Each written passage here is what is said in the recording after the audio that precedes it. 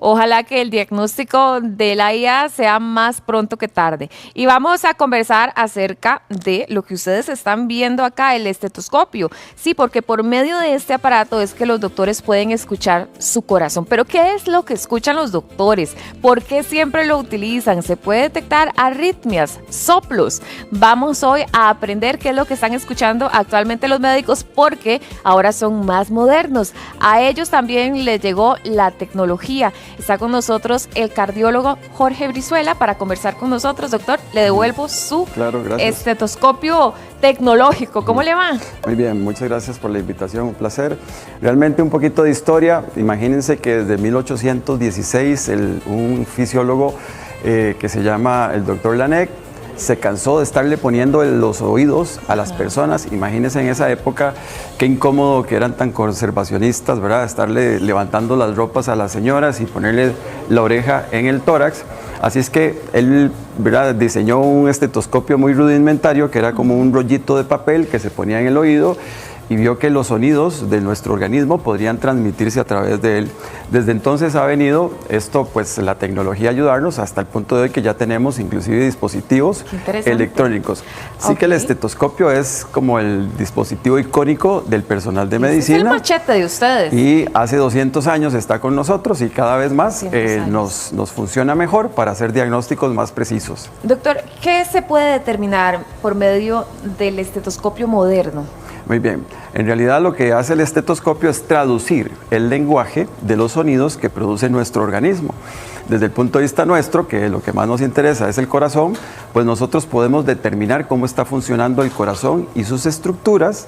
Hay una serie de rangos que son normales y por supuesto que todos esos rangos que se salen de esa normalidad nos indican que el paciente podría tener algún daño estructural o funcional, y con eso pues orientar si ocupamos algunos exámenes complementarios para mejorar el diagnóstico y así orientar las terapias. Doctor, cada latido cuenta una historia diferente. ¿Cuál es la historia que le cuenta a usted el estetoscopio? Bien, realmente hay que ver muy bien cómo es que funciona la parte del bombeo del corazón. Creo que hay un videíto que vamos ya casi lo vamos a poner. A observar. Recuerden que el corazón es una bomba, así es que una bomba se llena y se vacía. Ese es fundamental. Entonces, cada vez que el corazón se llena, hay unas valvulitas que se tapan para que la sangre que viene de una cavidad a otra no se regrese. Esas dos válvulas se llaman válvulas atrioventriculares. Entonces, el primer ruido que nosotros escuchamos en el corazón es el cierre de esas válvulas.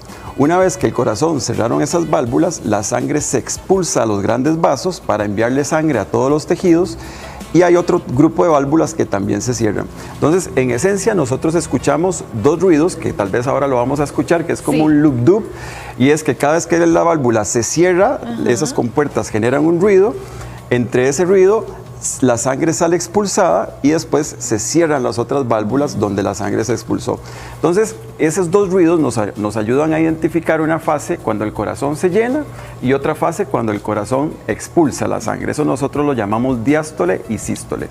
Existen ruidos que nosotros podemos acomodar en diferentes fases de ese ciclo y así nos orientan si el problema que estamos escuchando es un problema con las válvulas, si es un problema con la estructura del corazón o es un problema con los grandes vasos. Entonces, nosotros ubicamos con base en esos dos ruidos el ciclo del corazón, y el ciclo es una fase de llenado y otra fase de vaciado, porque el corazón es una bomba. Una vez que nosotros identifiquemos esas dos zonas, pues nos resulta un poquito, ya con experiencia y práctica clínica, identificar cuáles son las posibles enfermedades más frecuentes y así orientar si ocupamos algunos exámenes para orientarnos mejor. Doctor, queremos escuchar lo que ustedes escuchan. Vamos a escuchar en este momento el sonido de un corazón sano.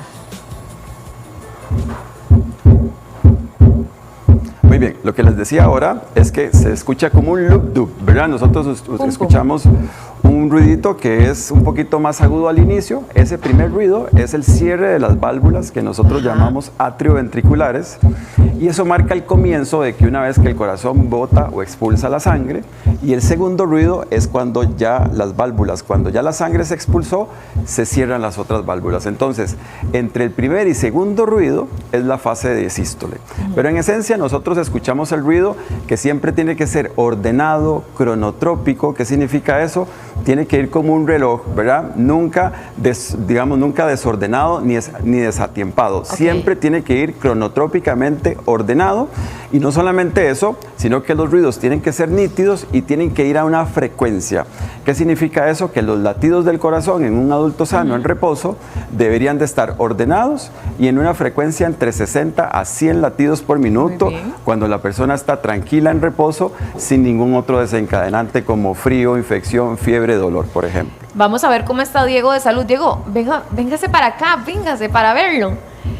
Porque, a ver, para mí ¿cómo está? ¿Cómo está su corazoncito? Sí. Ya, yo digo que bien. Pase por aquí, vamos a ver.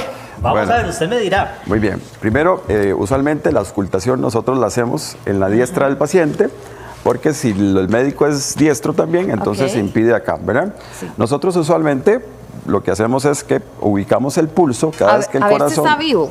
Sí, cada vez que el corazón expulsa la sangre, entonces las pulsaciones se incrementan y justo ahí empezamos casi en la parte izquierda.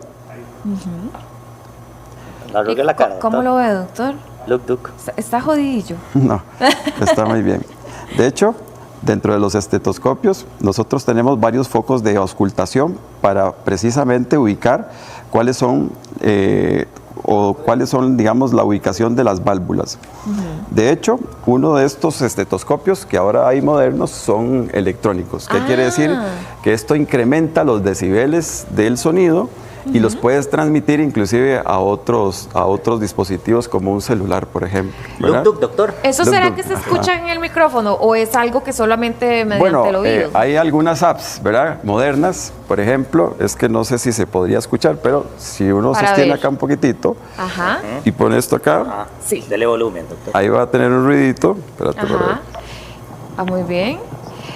Ahora, no se escucha tan fuerte porque es mediante el celular. Pero, Diego, ahí se escucha un toque. Sí, realmente lo que nosotros hacemos es evidenciar si los ruidos están bien o si están anormales en las fases de cada ciclo cardíaco, ¿verdad? Diego, muchas gracias. Con mucho gusto, normal, doctor. usted. ¿Puedo ir a correr una maratón? Sí. Vaya, por supuesto. Vaya, sigan lo suyo. Vamos a escuchar a continuación, doctor, un corazón con arritmia para que usted nos diga qué significan esos sonidos. Muy bien. Perfecto. El ritmo cardíaco, como habíamos dicho, tiene que ir en una frecuencia entre 60 a 100 y usualmente tiene que ir ordenado, cronotrópico. Cuando nosotros escuchamos ruidos que son saltones, que son a destiempo, que hay pausas, que son desordenados, eso nosotros le llamamos arritmia. Existen más o menos como unos 30 a 40 tipos de arritmias. Entonces, no solamente escuchar el corazón desordenado, le podemos poner el adjetivo de arritmia, sino que también tenemos que ponerle apellido a la arritmia. Pero escuchar el corazón desordenado, a destiempo, con brincos o con saltos o pausas, normalmente eso se llama arritmia, pero tiene que ser escuchado por un oído entrenado para poder nosotros sospechar, ver qué es lo que está pasando. Muy bien. Doctor, vamos a escuchar ahora el sonido de un corazón con soplo. ¿Por qué se emite este sonido que vamos a escuchar a continuación? Muy bien.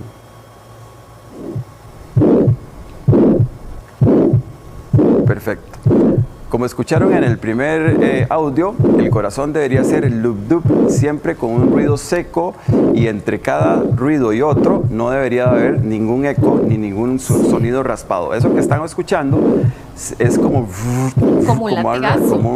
un raspado, ¿verdad? Eso surge desde hace 200 años, cuando los franceses, que fueron los padres de la auscultación, ponían el oído en el tórax de los pacientes y les parecía que ese ruido era como el soplar o el pasar de una masa de viento por una estructura sólida, y entonces le pusieron soplo. En realidad, el soplo no es que hay una burbujita de aire ahí en el corazón circulando. Es un sonido que se parece. Es un ruido que hace la sangre por estructuras que le generan turbulencia. Entonces, la gran mayoría de las veces son válvulas anormales, o que no se cierran o que no se abren, y entonces cuando la sangre pasa por esas estructuras anómalas, generan una turbulencia que nosotros escuchamos como soplo, pero en realidad es un ruido turbulento que no debería de escucharse. La sangre debería pasar por un flujo laminar, que es un flujo homogéneo, sin generar burbujas ni generar turbulencia. El soplo, es importante que sepan que no es un diagnóstico. es un hallazgo que nosotros tenemos que ponerle apellidos a ese hallazgo. Como que uno le diga, mire, el chiquito tiene fiebre. Ah, sí, le encontraron fiebre. No, no, la fiebre hay que encontrar por qué. Si es que tiene una infección en el oído, si tiene una apendicitis, si tiene una infección en las amígdalas. Un soplo es un hallazgo que nunca se tienen que quedar ustedes con ese diagnóstico, ni aunque se los diga el mejor pediatra que les diga, chiquito tiene un soplo.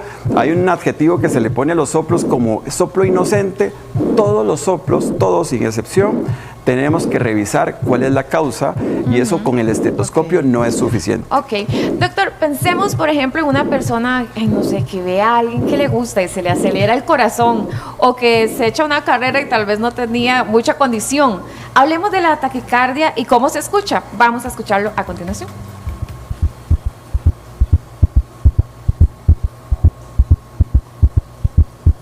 Muy bien, como escuchan, se aceleraron la frecuencia con la que los latidos aparecen. Una taquicardia se define, es una definición cuantitativa. O sea, el corazón en reposo en un adulto sano debería estar entre 60 a 100 latidos por minuto en una persona sin ningún otro estímulo que lo estimule. Entonces, la taquicardia se define cuando mis latidos van aceleradamente por encima de 100 latidos por minuto. Hay taquicardias fisiológicas normales, como usted lo mencionó, cuando uno tiene una emoción, una euforia, una tristeza, un susto, el ejercicio físico, subir unas gradas, ¿verdad? Es normal que el corazón se acelere por algún momento y eso usualmente se llama taquicardia sinusal, que es una taquicardia normal fisiológica, pero también hay taquicardias patológicas, anormales, que bajo ningún otro estímulo emotivo o funcional se aceleran. Entonces, lo importante es que si uno escucha una taquicardia, que son los latidos más de 100 latidos por minuto, o sea, no solamente la percepción de que los pacientes le digan a uno, mi corazón late rápido o hace así, que es como la expresión de que la mayoría nos dice, no es suficiente, ¿verdad? Entonces, cuando nosotros escuchamos que hay una taquicardia, tenemos que seguir poniéndole el apellido a esa taquicardia, ¿verdad? Apoyándonos en otros estudios, pero taquicardia es la aceleración del corazón a más de 100 latidos por minuto, esa es la definición. Y hablemos también acerca de la bradicardia porque no se escucha igual. Vamos a escuchar el video de la bradicardia para que el doctor nos explique por qué anda así el ritmo.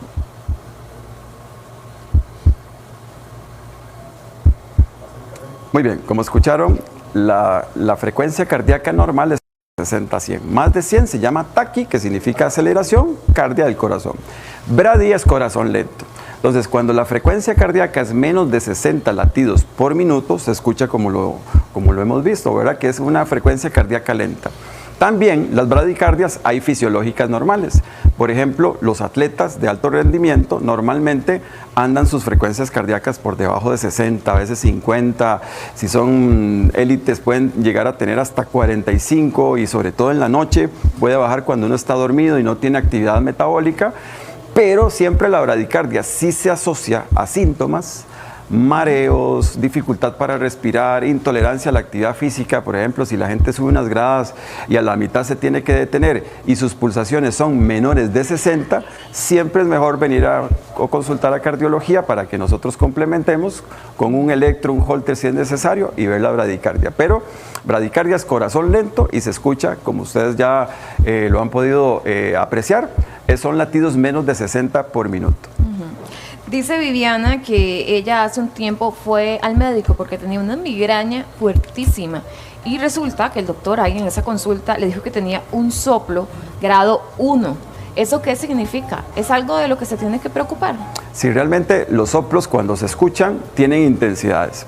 Grado 1 es aquel en que el médico se tiene que concentrar un montón para poderlo escuchar. Y eso es muy importante porque a veces los pacientes vienen a la consulta y uno dice, bueno, ya vamos a revisar a la señora y vino con 2 acompañantes. Y cuando uno está revisando a la señora, los acompañantes empiezan a hablar y suena el celular, ¿verdad? Eso es como cuando un pianista está afinando un piano, ¿verdad? Siempre tiene que haber un absoluto silencio para poderlo describir mejor. El soplo grado 1 es un soplo leve. El 2 y el 3 un poco más intenso y el 4 es casi que uno ni siquiera ha puesto el estetoscopio en la piel y ya se escucha. Sin embargo, la intensidad del soplo puede que no se asocie a la gravedad de la enfermedad. Entonces yo puedo tener un soplo leve o grado 1 y tener una condición muy seria en el corazón, y a veces hemos encontrado pacientes que tienen soplos muy sonoros, muy intensos, y a la hora de hacer los estudios vemos que lo que tenía es un problemita leve. Entonces el soplo, en resumen, no es un diagnóstico, es un hallazgo que siempre tiene que acudir al cardiólogo para ampliar los estudios y ver, sobre todo con un ecocardiograma, cuál es la alteración estructural, ya sea valvular o de las estructuras del corazón, que está generando el soplo. Vamos a ver, porque por aquí Mariluz también nos está preguntando, y vamos a ver si me lo cantan, por favor. Dice Mariluz que la pareja tiene 47 años y es muy lento y suave los latidos. ¿A qué se debe? Jonathan hace una pregunta parecida, que cuáles son los tipos de bradicardia. Muy bien, la bradicardia en esencia son dos. La bradicardia sinusal, cuando escuchen ese nombre, es que es una bradicardia normal. Si yo tengo latidos menos de 60 latidos por minuto, pero no tengo síntomas, ¿qué síntomas? Mareos, descomposición, ahogos, intolerancia a la actividad física, y sobre todo si yo hago ejercicio y mi corazón se acelera con el ejercicio, eso se llama bradicardia sinusal, y en realidad eso no es peligroso, pero siempre hay que documentarlo con un electrocardiograma. El otro tipo de bradicardia son las bradicardias anormales patológicas, que eso sí, hay bloqueos en los cuales el sistema eléctrico del corazón es incapaz de mantener un latido entre 60 a 100 veces por minuto. Y muy frecuente lo vemos en personas por encima de 40, 50 y a veces hasta 60 años, sobre todo que así como nos van saliendo canitas y arrugas, el sistema eléctrico del corazón puede sufrir el embate, ya sea de la edad o sobre todo si pacientes tienen alteraciones estructurales como hipertensión, infartos, a veces pueden tener bloqueos atrioventriculares, e inclusive hay pacientes que llegan a requerir un marcapaso porque el corazón es incapaz de generar los impulsos en el tiempo adecuado. Este es el caso de don Rodrigo. Él tiene un marcapasos, tiene arritmias, el corazón grande. Pregunta, porque él además quiere saber cómo puede hacer para detectar si necesita algún otro examen o de qué tiene que estar pendiente. Muy bien, es importante que diferencien entre bradicardia, taquicardia y arritmia. Muy bien. Yo puedo tener bradicardia, puedo tener taquicardia y también puedo tener arritmia. O sea, la taquicardia son latidos por encima de 100, bradicardia menos de 60, y esos latidos también pueden estar desordenados. O sea, si ya le colocaron un marcapasos, probablemente le detectaron que su corazón era incapaz de generar un ritmo, un impulso eléctrico adecuado para poder sostener el ritmo como debe ser. Y usualmente los pacientes que tienen marcapaso y tienen arritmia, a veces hay que anticoagularlos y deben de estarse haciendo un ecocardiograma cada cierto tiempo para evidenciar si el marcapaso está funcionando y cómo está la capacidad contráctil. Por otro lado, los pacientes que tienen un dispositivo como marcapaso deben de tener un control entre 6 y un año, más 6 meses y un año, para estar evaluando el funcionamiento del dispositivo, porque el marcapaso es un dispositivo electrónico que tiene una batería, entonces hay que evaluar si tiene batería, si está funcionando. Entonces tiene que tener una consulta cardiológica, ¿verdad? Periódica de 6 meses a un año. Con esa sudoración que uno le llama fría, ¿verdad? Eso puede ser una reacción que le está ocurriendo a su cuerpo, que se llama hipoglicemia reactiva. ¿Qué es? ¿Por qué pasa esto? Ponga atención, este tema es para usted. Nos acompaña el doctor Gabriel Carmona. Doctor, entonces, ¿alguna persona le ha pasado que ha comido y después de 2 horas comienza a sentir ese mareo, eso que ve, manchas, esa sudoración? ¿Por qué se da eso? Bueno, eso se llama una hipoglicemia. Entonces, quisiera hacer una diferencia entre una hipoglicemia que nos puede ocurrir a cualquiera, ¿verdad? Por ejemplo, si estamos haciendo ejercicio, si se nos baja el azúcar, ¿verdad? O una hipoglicemia reactiva. Las dos es que se nos baja el azúcar. Para nosotros como médicos, lo que tenemos que hacer es diferenciar y diagnosticarlo por medio de una cosa que se llama la triada de Whipple. Eso significa que la persona tiene que tener los síntomas que usted me dice, ¿verdad? Tener un azúcar o una glicemia menos de 70 y adicionalmente que mejore con el consumo de azúcar. Esos son los 3 elementos para poder diagnosticar una hipoglicemia. Ahora sí, una simple puede tener una causa como el ejercicio extenuante o no haber comido nada, y la que estamos hablando como reactiva es aquella que se da 2 horas después de comer. ¿Y por qué pasa eso? Porque en realidad existe un aumento primero del azúcar y después existe una bajada y por eso es que se dan esos síntomas. Ah, doctor, entonces, ¿qué es lo que pasa en la glucosa del cuerpo? ¿Qué pasa esta hipoglicemia reactiva? Claro, la glucosa primero es la materia prima, no es el combustible como tal. Nosotros tenemos dos fuentes o varias fuentes de glucosa o de azúcar. Esa es cuando viene de la dieta, que es la que estamos hablando, o cuando se produce desde el hígado. En el páncreas, que es un órgano que tenemos acá, a nivel del abdomen, tiene como unos sensores y cuando detecta que hay aumento de azúcar o de glucosa, empieza a generar lo que es la insulina. La insulina son como unas llaves. Las llaves van a las células. ¿Cuáles células? Las que usan glucosa. ¿Cuáles usan glucosa? Todas, ¿verdad? Para poder generar esa energía que ocupamos. Esas llaves empatan en un llavín. Y si hay una llave y un llavín, tiene que haber una puerta, ¿verdad? Entonces, esa puerta se abre, entra la glucosa y a nivel de la célula empieza a generar esa combustible que ocupamos. Entonces, esa es la función que tiene la glucosa, la insulina y las células. Doctor, entonces, ¿qué es lo que pasa cuando comemos azúcares o pan blanco, por ejemplo? Lo que pasa es que estos generan picos de azúcar muy altos. Entonces recordemos que cuando hay aumento de azúcar, hay aumento de insulina, ¿verdad? Y se abren esas llaves. Si esas llaves en realidad no están empatando adecuadamente, el páncreas dice, tengo que producir más llaves para abrir más puertas. Entonces, cuando se producen una gran cantidad de llaves, se abren demasiadas puertas de un solo y más bien bajan posteriormente a la comida de azúcares simples, de pan blanco, de algunos otros carbohidratos. Entonces, por eso es que se da esa bajada de azúcar. Doctor, ahora, esa bajada de azúcar a las 2 horas es una señal de que la resistencia, digamos que se puede estar generando una resistencia a la insulina. Claro, y eso es algo sumamente importante. ¿Por qué?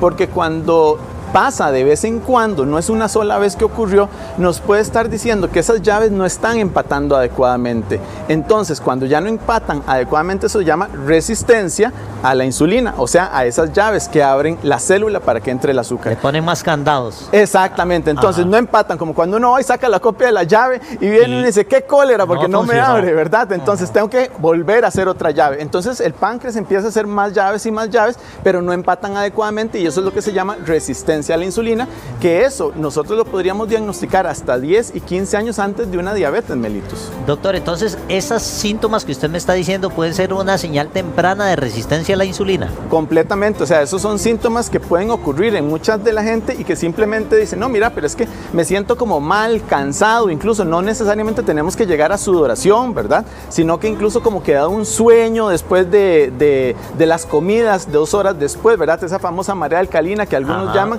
En muchas veces esa hipoglicemia en las personas por empezar a tener esa resistencia a la insulina. Entonces podemos diagnosticar incluso años antes y podemos empezar a manejar a que llegue una diabetes mellitus. Doctor, entonces, ¿cómo se manifiestan, además de estas señales que me está diciendo, esos síntomas, digamos? Bueno, físicamente con estos síntomas que estamos viendo. Y lo otro es que nosotros en consulta podemos medir ya exámenes. Entonces, por ejemplo, está la hemoglobina glicosilada que nos dice cuál es el promedio de ese azúcar de los últimos 3 meses. Podemos hacer insulina, o sea, medir las llaves y medir el azúcar en sangre a nivel de ayunas y 2 horas después, y eso es lo que nos da, y creo que ya ahora está empezando a conocerse ese término que se llaman los OMA. El OMA IR nos dice si esas llavecitas empatan con el llavín y el OMA beta nos dice cuántas llaves producimos. Y con eso, y algunos otros datos más, por ejemplo, composición corporal, la grasa visceral, nos pueden decir si nosotros realmente estamos en un riesgo real de llegar a padecer una diabetes mellitus. Doctor, entonces, para dejarlo bien claro, ¿cuáles son las diferencias entre una hipoglicemia normal y una hipoglicemia reactiva que ya deben encendernos las alarmas? Claro, la hipoglicemia normal es la que probablemente tenga una causa. Utilizamos tanta azúcar que ya nos quedamos sin el azúcar. Ahí estamos viendo un páncreas, doctor, para que usted nos siga explicando. Ahí es donde justo están las células beta, que es donde están esos sensores y esa fábrica, por decirlo así, de llaves, ¿verdad? Entonces, una hipoglicemia normal simplemente tiene una causa. Una hipoglicemia reactiva predominantemente, o sea, en la mayoría de las veces se da cuando el azúcar se baja posterior a esas comidas. Y es de manera sistemática. Ajá, doctor, entonces, ¿cómo podemos diferenciar cuándo es cada una? Por ejemplo, si estamos haciendo un ejercicio extenuante o llevamos muchas horas de ayuno, esas probablemente sea una hipoglicemia con causa, una regular, ¿verdad? Pero cuando es predominantemente después de comidas copiosas, ¿verdad? E incluso predominantemente cuando se comen carbohidratos simples, azúcares, el arroz blanco y todo eso, y después tenemos esos síntomas, son las señales de alerta que nos dice a nosotros que podemos estar teniendo una hipoglicemia reactiva. Ahí vemos temblores, sudor, el sueño, cansancio extremo. Esos síntomas generalmente se dan cuando el azúcar se baja por debajo de 70 miligramos por decilitro, y son los primeros. Y uno diría, mira, esos síntomas en realidad se generan porque no tenemos azúcar en el cuerpo, y en realidad es porque como no tenemos azúcar, se nos activa el sistema de alerta y la adrenalina sube para poder subir ese azúcar, esa producción que habíamos dicho del hígado, del azúcar, y entonces esos síntomas es como la alerta diciéndole al cuerpo, produzca algo porque si no aquí nos podemos apagar, ¿verdad? Doctor, entonces, ¿cómo podemos controlar ambas hipoglicemias? Para lo que hay que diferenciar primero es, durante el cuadro, lo que hay que hacer es consumir algo dulce, algo que nos dé ese azúcar de manera rápida.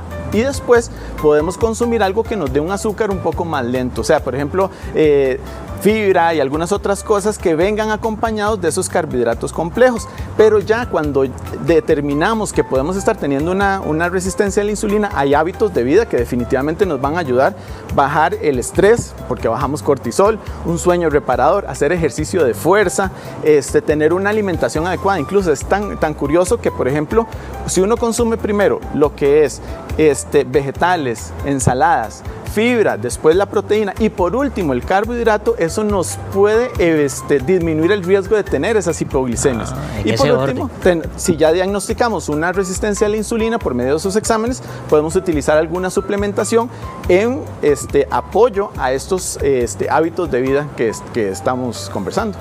Doctor, vea lo que nos dice Ana Laura. ¿Cómo medir el azúcar en casa con el glucómetro para detectar bajones de azúcar antes de comer y también 2 horas después de comer? En realidad, bueno, con el glucómetro es un buen método, ¿verdad? Es muy cercano a la realidad de lo que se está dando ahí en la sangre, esa cantidad de azúcar, esa cantidad de glucosa.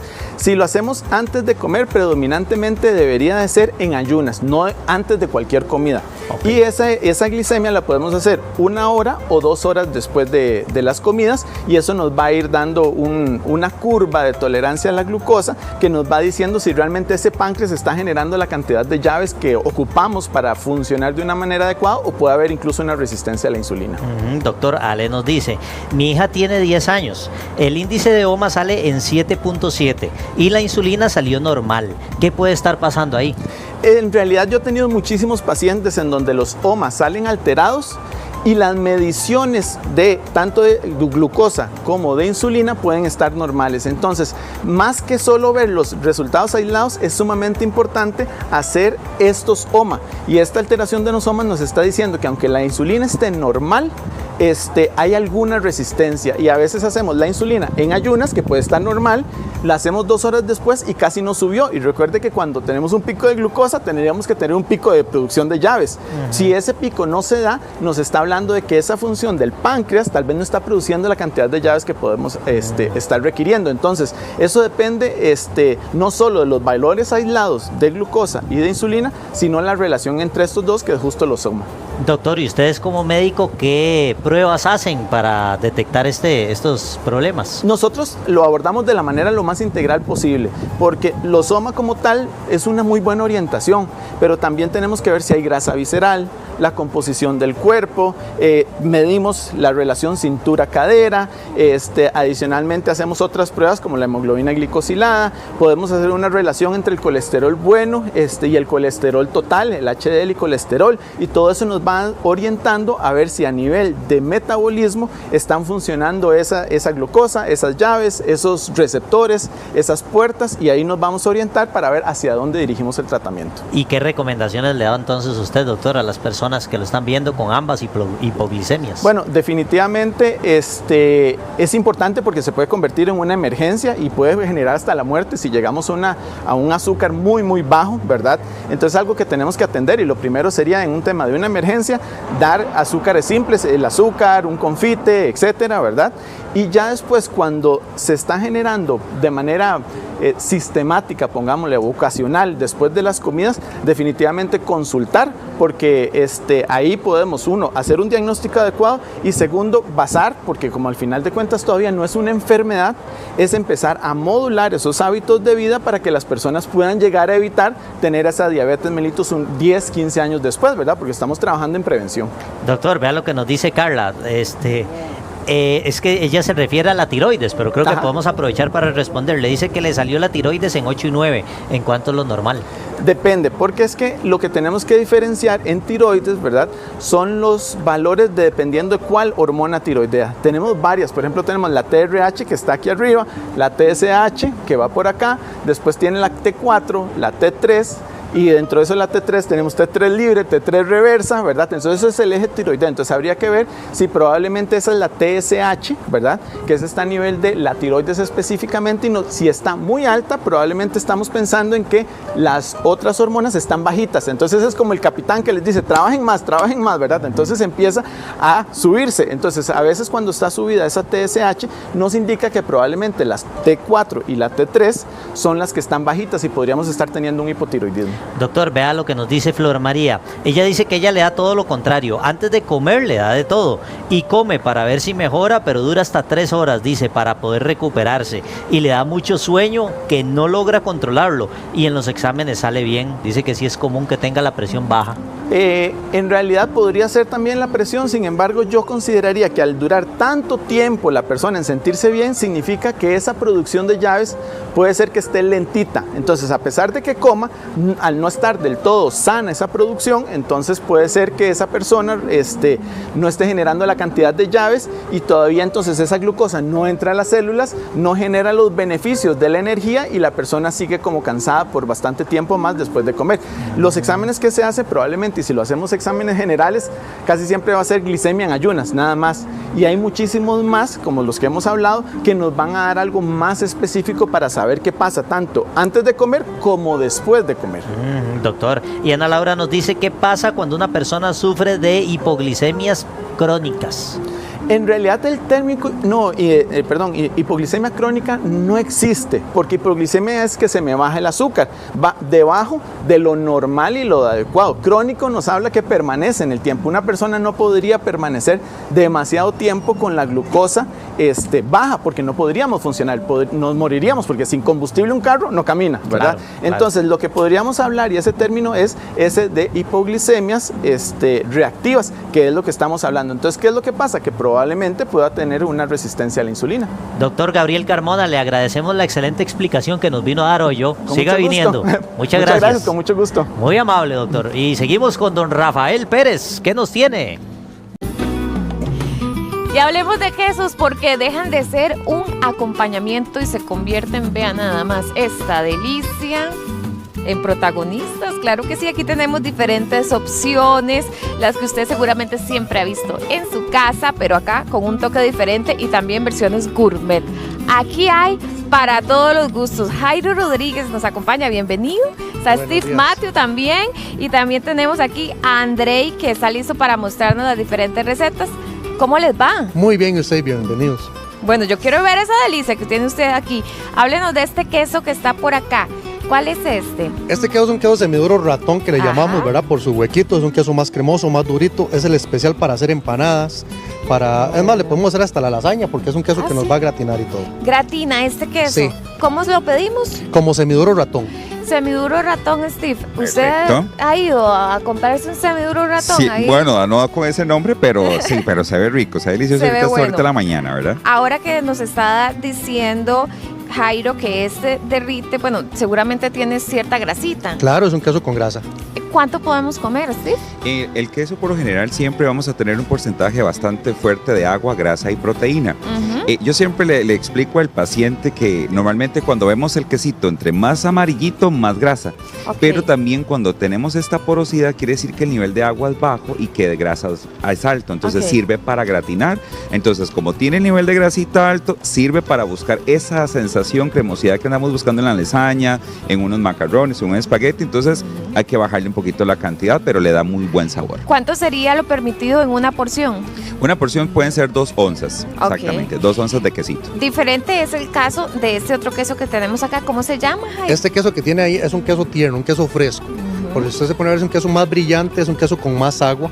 El queso es 100% artesanal. Todos los que están acá son 100% artesanales. Ujú. Entonces, este que es tierno, como es más agüita, es menos grasita, ¿será? Sí, claro. Exacto. Sí. Aquí Ah, quiero ok. darle un tip. Entonces, si usted está en una dieta, por ejemplo, baja de carbohidratos, o le da mucha ansiedad por comer el dulce, ¿por qué no se come una tajadita de queso? Es rico. Y le va a quitar la ansiedad, le va a quitar esas ganas de comer el dulce. Y dice, Doc, quiero bajar la ingesta de comer carbohidratos un poco, o estoy muchas ganas de comer algo dulce después del almuerzo. No sé si les pasa. Sí, Después claro. del almuerzo quiero Fijo. comerme algo dulcito y si dice, me quiero cuidar, quiero bajar mi porcentaje de grasa, cómase una tajada de queso. Sí, y es proteína. Es completamente Muy proteína. bien. Tiene un alto valor biológico, es decir, que tiene todos los aminoácidos esenciales que los puedes encontrar en 2 tajadas de queso. Jairo, ¿estos dos quesos son iguales? ¿O No. cuál es la diferencia? No, precisamente. Este queso que está por acá es un queso más especial para freír. Es un queso que tiene Ah. menos grasa. El queso ya lleva un proceso que se elevan las temperaturas, a la cual se le mata también mucho la grasa, y él es el queso que es especial para freír, el que nos queda completamente cocinado, doradito. Muy bien. Este otro primero es el queso fresco, que nada más lo podemos poner en una tortilla, porque si lo Sí. cocinamos, ¿qué nos va a hacer? Un gallito. Exactamente, en gallitos, porque si lo cocinamos nos va a tirar mucha agua, que esa aguita es el suero que le llaman, ¿verdad? Sí, sí, y se riega por todo lado en el Exactamente. asador. Que a veces nos pasa que no sabemos comprar el queso y es sumamente Cierto. importante y uno dice, ay, mira, quiero comerme un pedacito de queso frito y cuando vemos, Se embarró deshizo todo el ¿verdad? sartén, ¿verdad? Bueno, veamos estas otras opciones que también nos trae por acá. ¿Cuál es este? Estos son los mismos quesos para freír o llamados tipo turrialba, pero Ajá. tienen diferentes sabores en este caso. Este por acá es con chile picante. Mira Este vos. por acá es chile ¿Y es dulce con picosito culantro. bastante Sí, o- sí sí, pica, sí sí pica, pica. El ok. chile picante que lleva es el que echamos como en las pizzas, en la parte de arriba de la Es pizza, que seco, una es semillita sequito, seco. Exactamente. Ok. Este del centro es chile dulce con culantro 100% natural. Entonces la durabilidad va a ser un poquito menos porque el producto es natural, ¿verdad? Muy bien. Y esta es la albahaca, una albahaca seca también. Es como para darle un diferente sabor a los quesos. Darle un toque. Claro, y también lo podemos usar como en las chileritas, con aceite, lo ponemos ahí un poquito de albahaca, quedan excelentes. Aquí un Muy tip bien. bastante Sí. peculiar e importante con el queso. Pasa que con el adulto mayor ya el poder de salivar baja. El queso va a potenciar eso en el adulto mayor y que casi no come carne. Entonces, si Eso hay está adultos bueno. mayores que nos están viendo en casa, el queso es una excelente fuente para hidratarlo y también para darle esa proteína Ve. ya que no quiere comer Qué carne. bien, Interesante eso yo no la eso, sabía Jairo, pues, tampoco. para que usted lo diga ya Claro. en el mercado de Alajuela, que por cierto ahí lo pueden encontrar. Veamos porque este que usted nos dice que al ser todo muy natural dura menos. ¿Cuánto dura este y cuánto dura el que no tiene esas especies? Ok, un ejemplo, este que tiene el chile dulce con culantro puede tener una durabilidad de 22 días. Ah, bueno, pero dura Eso mucho no más quiere de... decir que el queso se joda. Va a pasar a un proceso de maduración. Ah. Ok, ya usted no lo puede comer igual tal vez para freír, pero para hacer un pastel que usted ocupe, que le derrite, quedaría excelente. Ve qué interesante. Hay que saber que el queso primero es su contextura normal, después pasa a un proceso de maduración, que usted lo va a notar en el cambio de color, que se pone un colorcito más color amarillo, y si usted le quita la cascarita amarilla, por dentro llega un momento que se pone como un queso crema, entonces usted lo puede utilizar como Qué un queso bueno. para embarrar. Se puede No, seguir sí. reutilizando, ¿verdad? Ve qué interesante. Se Claro, yo reutiliza. no creo que me dure ese tiempo, me lo voy a volar con pinto, ¿no? Es que delicia. Y principalmente no se jode, porque hay gente que dice, ya está malo. No, no se jode, es un proceso de maduración. Y otro tip ahí importante, viene después de entrenar y quiere cuidar la masa muscular, una tajadita de queso. Y ahora Sí. estas opciones con todas Eso estas especies, está qué muy rico. bueno. Y le cambiamos el sabor, Sí, entonces. sí, sí. Veamos el sabor. Vea, y en cuanto a preparaciones, que por cierto ahorita lo estaba mencionando Jairo, que los quesos maduros, aquí hay diferentes preparaciones que también nos trae nuestro chef Andrei. ¿Cómo está? ¿Cómo está, Mari? ¿Todo Muy bien? usted. Bien. Cuéntenos qué nos trajo por acá. Empecemos Ok. con este que está aquí. Ok, estos son 5 tipos de ensalada, ¿verdad? Esta es la que es con arrúbula, burrata y higos. Se le pueden poner semillas secas y trae un aderezo de culantro. Entonces, esto va con miel de abeja, que ya, Voy ya, a ya hacerlo está. así para que lo vean Ok. bien en la casita. Ahí está. Ajá, eso va con miel de abeja. Hay que saber que la burrata en sí se hace como con una cubierta de mozzarella y se envuelve sobre hilos de mozzarella. Qué bueno. Entonces, para darte un ejemplo, Sí, aquí sí, traigo... por favor, que él nos va a aquí traigo- mostrar cómo se entonces, abre. Adelante. Ok, entonces acá, si ustedes la parten y la abren, ves que Uy, qué es bueno como se ve es eso. suave. Entonces es como un queso crema, pero Ay, en sí vea esa delicia, sirve Steve. para comer con ensalada y pancito. Para poder ¿verdad? probar esas delicias que usted nos está mostrando, ¿en dónde está usted ahorita? En Playa Hermosa. Playa Hermosa, ay, Ajá. con vista linda y todo. Ajá, en Playa Hermosa. ¿Y el ahí número suyo? 6003-1872. Me lo repite así despacito para apuntar. 6003-1872. 6003-1872. Bueno, Ok, vea qué entonces ricura. esa es la burrata, ¿verdad? Ujú. Que igualmente la burrata se usa también como para pizzas y para diferentes tipos de platos o para focaccia. también. Bueno, ¿qué tal esa opción? Es como una crema dulce, sabemos que tiene su grasita, pero ¿cuánto podemos comer? Mira, estaba viendo ahora al chef preparándolo y en menos de 10 minutos hizo 5 ensaladas frías que para mí pueden ser una buena fuente de almuerzo o de cena porque tiene la proteína, tiene el carbohidrato, tiene los vegetales que andamos buscando y sobre todo la variedad y la diferencia de colores. Entonces eso fue lo que me llamó bastante la atención porque eso es lo que necesitamos el día a día y las preparó en 10 minutos. Una ensalada que ya tenía prácticamente todo listo, y listo y vea, hizo 5 combinaciones ¿Qué diferentes. carga? Andrei Núñez, Ok. muéstrenos esta que está Esta acá. de acá es de penne con aceite de uva, Ujú. de extractos de uva. Eso es un aceite especial, se hace con gorgonzola y baby pulpos baby, ¿verdad? Entonces, la combinación de esto, al estar en frío, te da el gorgonzola, que es un queso que es un poco salado y trae queso azul. Ah, ok. Entonces es bastante fuerte. Entonces el marisco te hace la combinación como perfecta para la variación de sabores en la boca. Entonces, y el penne es porque se puede servir frío. Ah, eso es ¿Me una entiende? gran ventaja Ajá, cuando Vea uno qué anda en linda- la calle. Exacto, o vea qué lindo este plato ahora para el Día de la Madre, para sorprender a la mamá, ¿verdad, chef? Esto Sí. se ve delicioso Sí, eso es y perfecto. diferente, ¿verdad? Sí, igualmente si se revuelve bastante bien, ¿verdad? Según la cantidad, el queso empieza a soltar textura y se empiezan a formar los rollitos de penne con el mismo queso, ¿verdad? Como una salsita blanca, Como chef. una salsita Uy, qué blanca, delicia. ¿verdad? ¿Este Esta qué es? acá es un poco sencilla, pero es como dijo el doc, es como rápida en el momento. Salvatandas, que llaman. Exactamente, es lechuga, melocotón, tomate cherry y parmesano. Parmesano. Ajá. Podríamos arrimarle el rallado que trajo Jairo. Claro. ¿no, Y si quiere Jairo? tenerle Se más le puede quesito, poner ¿verdad? Más rallado y proteína, ¿Cuál ¿verdad? es este, Jairo? Ese sería el queso rallado. Queso Ese se le rallado puede artesano. poner Póngale acá. este toque bien Ok. tico para que Este tenga más se prote. le puede poner bastante. El queso no varía en el plato, ¿verdad? Porque las pastas igual se le echa bastante queso. Sí, sí. Pero Te vea lo que pasé bonito el que es. queso. Ajá. Está maravilloso, Sí, sí. está rico. Ajá, Ve, esa es otra exactamente. opción que, por ejemplo, le digo al Ajá. adulto mayor, que es fácil, es rápido para aquellos que viven solitos. Exactamente. Como decía el chef, es una ensalada más sencilla, pero es rápida. Tomate cherry, lechuga, quesito, durazno. Y si usted no tiene durazno, ¿qué tal si le puede poner mango, verdad, Le puede chef? poner mango, le puede Manzana. poner uvas, le puede poner Lo que uno encuentre, mismo- André. sí, lo que usted encuentre en frutas. Andrei, muéstranos Ok, esta otra esta es también. de fusilli, que es el tipo de pasta, ¿verdad? Con queso Gouda y albahaca. Gouda. Y rayitos de cebolla morada. Exactamente. Eso no tiene ni sal ni pimienta. Primero, se le coloca aceite de oliva. ¿Por qué? Porque el mismo queso trae su sabor. Ahora, hay gente que le gusta la sal y la pimienta, hasta el vinagre balsámico. Eso depende de los gustos. Ahí el paladar. Ajá, el paladar.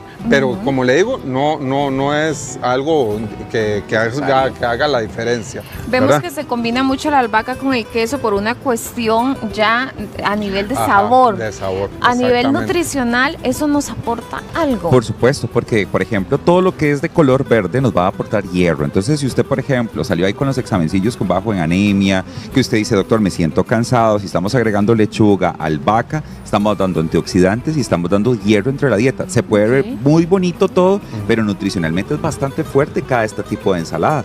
Proteína, hierro, fósforo, magnesio, y qué tal si hasta le podemos poner unas semillas secas. Claro Elevamos que sí. todavía el valor de las grasas de esta ensalada. Bueno, eso es una Y delicia. esta de acá es lechuga, pepino, tomate cherry, arándanos y queso camembert.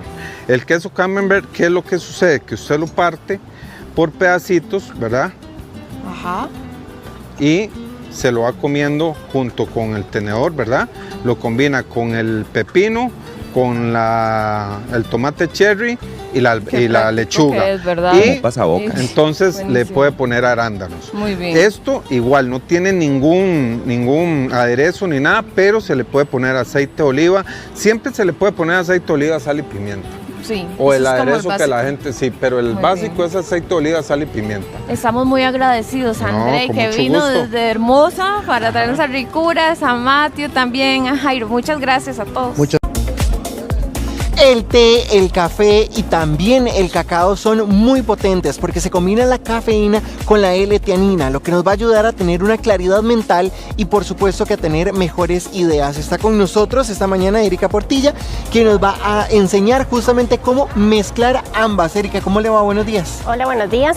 Sí, hoy traje café, té y cacao. Y es que los tres están llenos de antioxidantes y nos ayudan a mejorar mucho lo que es la parte del rendimiento cognitivo. ¿Qué tiene el té, el café y el cacao que nos ayudan tanto a nivel cerebral? Sí, ellos son un nutriente en donde, por ejemplo, en el caso del café nos ayuda a eliminar una sustancia del cansancio y a la hora de tomarlo nos va a dar esa energía. En el caso del té tiene tianina y en el caso del cacao tiene teobromina. ¿En qué porciones debemos de consumirlo? Porque a todo el mundo le gusta el cafecito en la mañana o en la tarde, pero para que realmente obtengamos esos beneficios. Sí, Erika. hay que tener cuidado porque tenemos que agarrar una base. O la base va a ser el cacao, o el té, o el café. Entonces, por ejemplo, en este caso tenemos un té que es té rooibos, es el fuerte, es el que más contiene y se le pone un porcentaje menor de un 10% de menta y cacao. Entonces es como decir, es un té rooibos, pero le vamos a poner como especies. Claro, ahora bien, el café nos aporta cafeína para mejorar concentración y estar alerta. ¿Cómo lo consumimos? Sí, bueno, vamos a preparar un café. Hagámoslo, por favor. Esta es una prensa francesa. Aquí podemos colocar esta cucharita de café. Estos son aproximadamente 9 gramos de café molido. Recomendamos el tueste medio. El tueste medio nos va a nutrir el cerebro para hacer esa parte de que tengamos mejor memoria, concentración, que actuemos más rápido, que tomemos las mejores decisiones, ¿verdad? Claro. Por los compuestos que tiene el café. Lo vamos a dejar reposando durante 1 minuto. Y acá nosotros no le vamos a agregar nada, pero hoy vamos a colocarle cacao. Entonces aquí tenemos unas semillitas de cacao. Para que literal sea lo más natural posible. Exactamente, entonces con esto nos garantizamos de que realmente vamos a consumir un producto 100% natural. De acá salen los nicks, ¿verdad? Del cacao. La cascarita no se va a consumir, pero aún así vamos a dejar esas cascaritas para otro té que tenemos acá. Aquí no se desperdicia nada. Exactamente, entonces de estos nicks, que aquí tenemos algunos, ya pasado el minuto, le agregamos un poquito. ¿Cuánto? Aproximadamente tiene que ser media cucharadita. Eso significa que pueden ser alrededor de 5 gramos de cacao en nicks.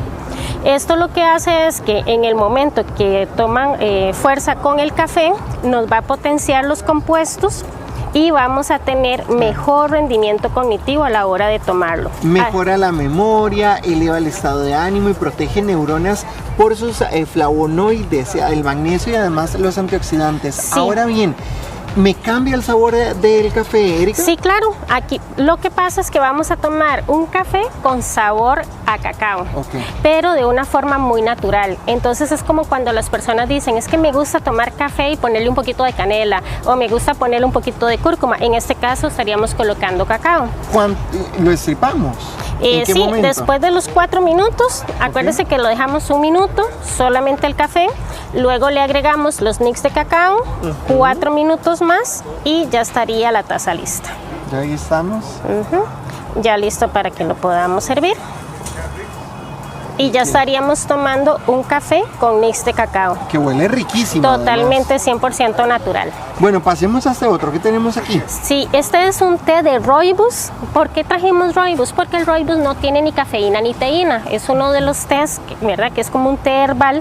Al no tenerlo, podemos agregar más y potenciarlo más con cacao o con café.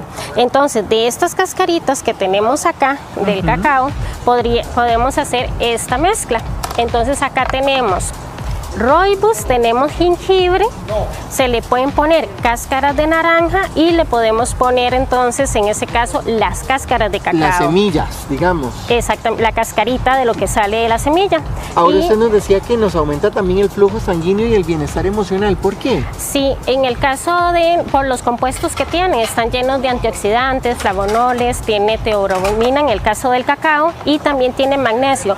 Cuando hablamos del magnesio es importante saber que, por ejemplo, este té que es el rooibos con menta y cacao, lo podemos tomar en la noche por el magnesio para que nos ayude a dormir. Entonces es un té que aunque tenga cacao... Este es el de rooibos, el que está aquí. El rooibos, exactamente. Este de aquí. Ajá, este de acá. Acá, este. Súper. Ahora, ¿por qué es tan anaranjado? Ese es por el color del cacao. Vea, por ejemplo, en este caso del té, el rooibos en realidad es un té que queda muy ligero el color, además es como un amarillo muy claro, y vea la tonalidad que da. Esto en este caso es por las cáscaras de café. Entonces también a la hora de colocar café o colocamos cacao en el té, nos va a dar una bebida más intensa y no queda tan ligera la bebida. El rooibos, entonces, que huele como a menta, muy rico, es el en la noche. Ese se puede tomar en la noche, nos quita el estrés. ¿Nos puede ayudar a dormir o nos da claridad mental? En este caso nos puede ayudar a dormir siempre cuando nosotros coloquemos cacao y utilicemos un té que no tenga tianina. Cuando, por ejemplo, en este caso que es un rooibos con café, este sí lo recomendamos en la mañana, y también trajimos un té que es de menta con cacao que lo podemos preparar. Veamos el de rooibos, que es el que tiene menta, cacao y tiene unas florcitas de caléndula. De caléndula. Ese es el rooibos, se ve lindísimo y huele todavía mejor. Ahora, yo lo voy a sentir el efecto desde la primera dosis, o ahora bien, tengo que tomarlo varios días para ya ahí sí empezar a sentir los beneficios. Sí, es importante que cuando estas son bebidas protagonistas de todos los días, pero también como alimentemos nuestro cuerpo, ¿verdad? También tenemos que ver la parte de nutrir nuestro cerebro. Entonces, no para todo el mundo va a funcionar igual dependiendo lo que tengamos, hemos consumido y nuestra edad. Pero si, por ejemplo, una persona empieza a consumir el rooibos, puede pasar 1, 2, 3 días donde la persona puede sentirse a la hora de llegar a dormir mucho mejor, y también es que puede estar alerta. Entonces puede también llegar a hacer una tarea en la noche que no es que lo va a llegar a dormir. Exactamente. ¿Qué vamos a preparar aquí, Erika? Ajá, aquí tenemos menta. Este es un té totalmente herbal, ¿verdad? De menta. Acordémonos que la menta no tiene tianina, ¿verdad? Entonces, pero a la hora de que le colocamos los nix de cacao, en este caso le vamos a colocar bastante, más de lo que le colocamos al café, porque aquí el que va a mandar va a ser el cacao. Prácticamente es un té de cacao con menta. Lo prensamos. Lo prensamos. Esto es una tetera que ya viene con el infusor incluido.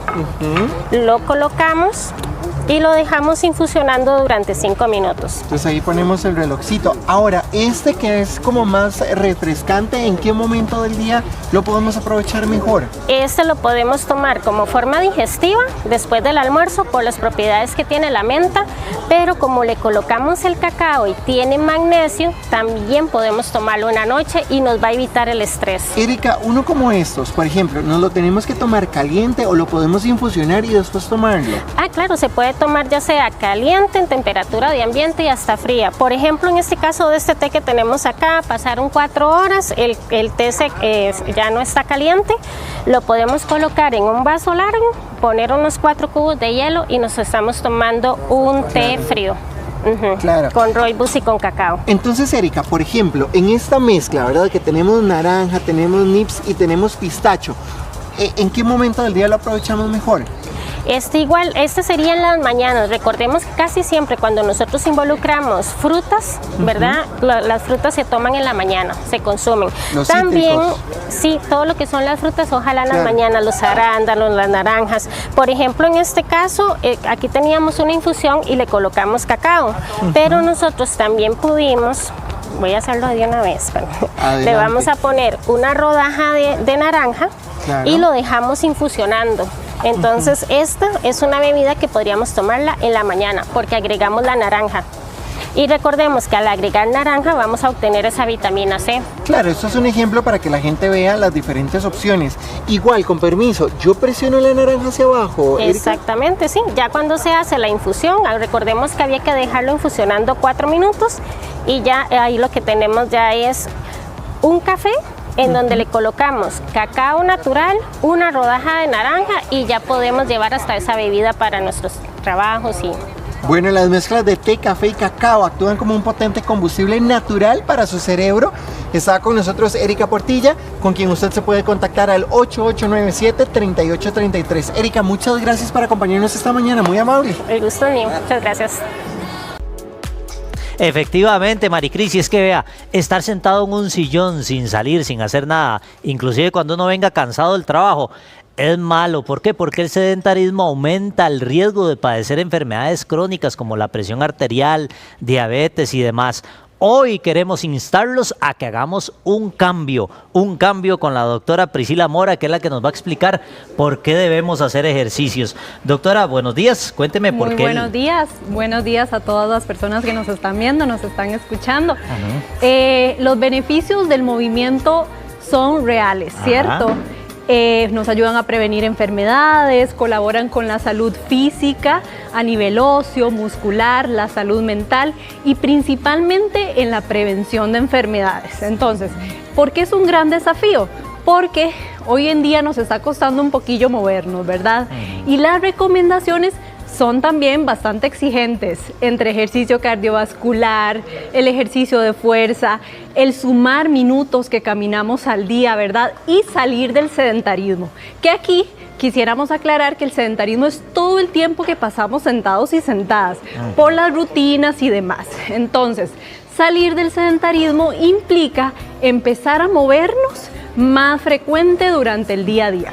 Doctora, ahora bien, contémosle a la gente por qué es necesario sacar el azúcar de nuestro día a día, o por lo menos esos antojos de más, ¿verdad? Todo esto, ¿por qué es que es fundamental? Más bien, Diego, en realidad no es necesario eliminar el azúcar o sacarlo del todo para mantener una alimentación saludable. Yo creo que a veces nos ponemos como metas muy estrictas con respecto a los patrones de alimentación saludables que queremos llevar y realmente eso nos deja a veces en una posición donde es un poco más difícil cuidarnos, porque ¿qué pasa cuando estamos frente a un antojo? ¿Qué pasa si nos ofrecen un queque, qué sé yo, un heladito, ¿verdad? Entonces, resulta que es mucho más funcional aprender a incorporar estos alimentos de forma sana y segura para nuestra salud, que es posible también. Ahora, doctora, entonces, ¿qué papel cumple el azúcar en nuestro organismo? Bueno, su principal función en realidad es energética. Es un carbohidrato y nos va a aportar energía para el día a día. De hecho, si una persona es bastante activa, el azúcar también va a formar parte tanto de la energía previa al ejercicio, durante y posterior en la recuperación. Entonces, su principal función es energía. Sin embargo, también forma parte dentro de lo que le llamamos el placer de la alimentación, de todo lo que es más disfrutable, ¿verdad? Entonces, bueno, de ahí parte que entendamos esa función para poder incorporarlo de forma sana en nuestra alimentación. Claro, doctora. Ahora, ¿qué recomendaciones daría usted para tener una alimentación balanceada? Sí, bueno, principalmente el orden, mantener un horario lo más estable posible de comidas, tratar de incorporar carbohidratos, proteínas, grasas, fibras, frutas que son tan importantes, una vida activa y entonces que el azúcar venga a ser un componente más de la alimentación y que no desplace una alimentación completa y nutritiva. Y entonces, ¿cómo pueden las familias fomentar hábitos saludables, doctora? Sí, gran reto, ¿verdad? Claro. Definitivamente aprendemos desde que estamos muy pequeños, entonces en la casa sentarnos a la mesa, cocinar juntos, hablar de estos temas, de cómo podemos incorporar el azúcar de forma sana, de por qué es importante que el azúcar no desplace los nutrientes y no se disfrute, ¿verdad? Complementando la alimentación y por supuesto, por ejemplo, para niños y niñas, que su alimentación sea guiada por sus padres de familia. Efectivamente, doctora, no se trata de quitarlo, sino de aprender a disfrutarla, ¿verdad? Exactamente. Porque al fin y al cabo, como usted decía, tiene beneficios para nuestra salud. Tiene beneficios y cuando aprendemos a incorporarla, de repente podemos sostener patrones alimentarios más sostenibles a lo largo del tiempo, que eso es lo que más nos garantiza la salud. ¿Uno qué podría hacer, doctora? Digamos, uno que no sabe mucho de eso, ¿podría como sustituir tal vez un carbohidrato por algo un poquito dulcito? ¿Cómo se maneja eso? En realidad no se trata tanto de sustituir, porque podemos caer en el riesgo de que yo diga, voy a cambiar el arroz y los frijoles por un queque. Y resulta que el queque no me da los nutrientes del arroz y los frijoles, sino que yo me alimento de forma sana y cuando disfruto en cantidades seguras de un postre, ¿verdad? De los ocasionales, del fin de semana disfrutar un helado, etcétera. Preferiblemente no sustituir, sino más bien una alimentación completa donde yo integro el dulce de forma segura para mi salud. Es una parte integral, doctora. Integral. Muchas gracias por estar con nosotros. Teníamos a la doctora Priscila Mora, ya nos está hablando sobre cómo tener una dieta balanceada e incluir el azúcar para darnos esos gustitos de más y estar con toda la pata, con buena salud, Maricris. Seguimos con más y es muy común que a uno se le olvide qué estaba haciendo, dónde dejó las llaves, para dónde iba, se sienta en la computadora y es a quién le tenía que mandar el correo. Esto es cada vez más común y pasa porque estamos muy consumidos en las pantallas, la información que recibimos es veloz y además no estamos ejercitando nuestra mente, no estamos ejercitando el cerebro y eso es lo que vamos a hacer hoy. Exactamente, con Daniela González Chaverri, ella es psicopedagoga y además especialista en neurotecnologías. Con usted, Daniela, buenos días. Vamos a entrenar nuestra mente. ¿Cómo está? Venimos a entrenar la mente, a conocer un poquitito cómo estamos funcionando y qué debemos de hacer para estar cada día mejor. Doctora, cuando entrenamos la mente, cuando hacemos cualquier juego, incluso esos que vienen en los periódicos, ¿qué es lo que pasa en nuestro cerebro? Ok, básicamente tenemos que saber que funcionamos con la neuroplasticidad. Cada vez que hacemos algún ejercicio o alguna actividad diferente a la que hacemos durante el día a día, eso es lo que estamos ejercitando. Le estamos dando una oportunidad al cerebro para poder hacer nuevas conexiones y tener un mejor funcionamiento. Doctora, se me olvidó lo que le iba a preguntar. O sea, ¿a quién no le pasa eso? Se le olvidan las llaves, sí. Se le olvida lo que va a decir. ¿Qué es lo que está pasando en nuestra mente y por qué nos sucede eso y cuándo debemos prestarle atención? Ok, eso es más normal de lo que creemos. O sea, muy frecuentemente pues vamos a tener olvidos, ¿verdad? ¿Qué sucede? Bueno, básicamente si vemos que eso se da con mucha frecuencia, es ahí donde tenemos que hacer un alto y decir, ok, estoy estresado, estoy saturada de trabajo, no estoy durmiendo bien y buscar la ayuda adecuada para ver qué es lo que está sucediendo. Ok, ejercitémonos, vamos con el primero, nos vamos a retar, Diego y yo. Es como el cuerpo, exacto, ¿verdad? Vamos a quedar en evidencia, de eso no hay duda. Vamos a ver el primero que tiene que ver con las letras, es decir, un nombre y un color. Entonces, en la pantalla vamos a ver la indicación. Primero lo vamos a hacer despacito, Diego, usted lo va a hacer primero. ¿Y vamos a decir qué? ¿Un nombre y un color? No. Ahí vamos a ver la indicación en pantalla para que la gente también lo haga en la casa. Observe con atención, debe decir aquí estamos viendo la computadora, es el off, compañero. Ajá. Tiene que decir el nombre y no el color. Ajá. El nombre y no el color. El color, más bien, tiene que decir. Por el ejemplo, color. Rojo. No, el color. No, el color. Debe decir el color de la palabra. Ah, ok, el color de la palabra. Esa es la trampilla, ya, ¿verdad? Estamos listos para el 100. Ok, ya lo podemos correr. Morado. No, ahí. Verde. Eso es muy impulsivo. Rojo. Ajá. Amarillo. Ajá. Azul. Ok. Ahora rápido. Okay. Azul. Ajá. Rojo. Blanco. ¡Ah! Azul. ¡Ah! Rojo. Negro. Ya se me olvidó. Anaranjado. Amarillo. Negro. Morado. Verde. Amarillo. Azul. Verde. Rojo. Es que va muy rápido. Y está en intermedio. Morado. Rojo. Okay. Eso, muchachones. ¿Qué hacemos aquí? Okay, ¿Qué le pasa a nuestro básicamente, cerebro? ¿qué estamos observando? O sea, es algo cotidiano, estamos viendo colores y palabras, pero le estamos dando una tarea nueva al cerebro. Entonces, ¿qué pasa ahí? Que aparte de estar trabajando la memoria, recordar el color, la palabra, tenemos que prestar atención concentrarnos y ejecutarlo en un tiempo correcto, que es nuestra vida diaria, ¿verdad? Básicamente. Hay otro que tiene que ver con la capacidad del cerebro de buscar rápido, ¿verdad? De ordenar, Ajá. exactamente, y eso tiene que ver con la tabla y los números. Es una tabla, la gente también lo puede hacer, lo puede escribir inclusive. Hacen una tabla con 36 cuadritos y en cada uno ponen un número, del 1 al 36, pero en desorden. Y hay que irlos buscando. El reto en la familia es irlos buscando. Lo vamos a hacer también. Vamos a ver cómo nos va. Claro que Vamos sí. a ver cómo nos va. Ya la gente está tomando nota, ¿eh? Ya lo va a hacer. Ahí lo vamos a hacer. Este es contra el tiempo. Ajá. A ver, Aquí ¿cuánto la idea- dura sin hacer? ¿Y qué es lo que trabaja el cerebro ahí? Ahí doctor? estamos trabajando la planificación y la flexibilidad cognitiva, ¿verdad? Esa capacidad que tengo yo de hacer la adaptación rápido a la hora de solucionar problemas Ahí de la está. vida diaria. Ok, del 1 al 36, creo que era, sí. Entonces, Diego tiene 30 segundos, a ver hasta cuál llega. ¿Para qué? Ya, Buscándolos. búscalos. 1, 2, 3, 4, 5, 6, 7, 8, 9, 10, 11, el número mío, arriba 12, eso, muchachos, muy bien. Se ataranta uno, Abajo, el 13, ¿dónde está? Ese es el estrés cognitivo. 12 más 1. Bueno, estuvo bien. Para hacer la primera vez y organizarse no es tan sencillo. Pero vamos a retar a alguien Doctora, más. casi me da un A derrame. ver, me dice, a Rafa está disponible. Don Rafael Pérez, don Rafael. Venga. Don Rafael Pérez. A ver, pase por aquí. El aplauso, don Rafael. Vea. Señor Jesús. Ahora sí. Hagamos este mismo antes de pasar al de los animales. Del 1 al 36, a ver, ¿hasta qué número cuenta? Tiene que irlos viendo. Ir no puede hacer ordenándolos, trampa. ordenándolos. Pero si los, o sea, 7, 12, 11, 18. No. Tiene que ordenarlos en orden. 1, 2, 3. Buscar el 1, el 2, el 3 y así. Ok. Tiempo.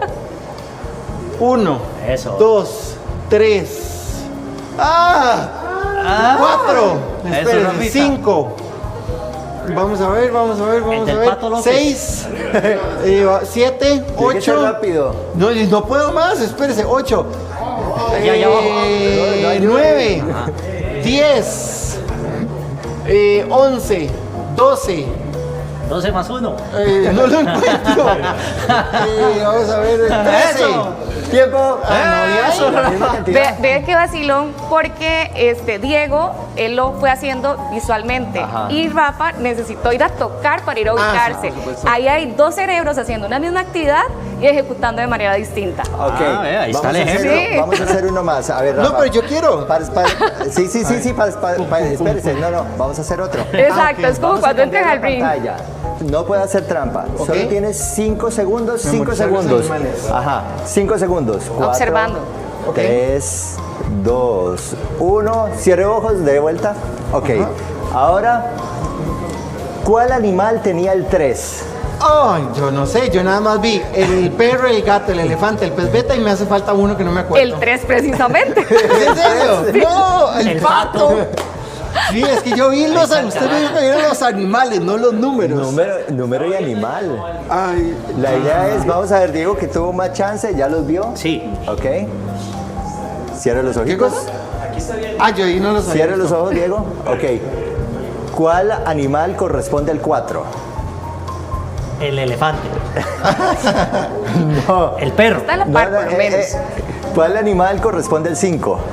El elefante. ¿Cuál animal corresponde al 2? El pez koi. Ok. Beta. Sí, Mira, muy bien. ¿Cuál animal corresponde al 1? El elefante.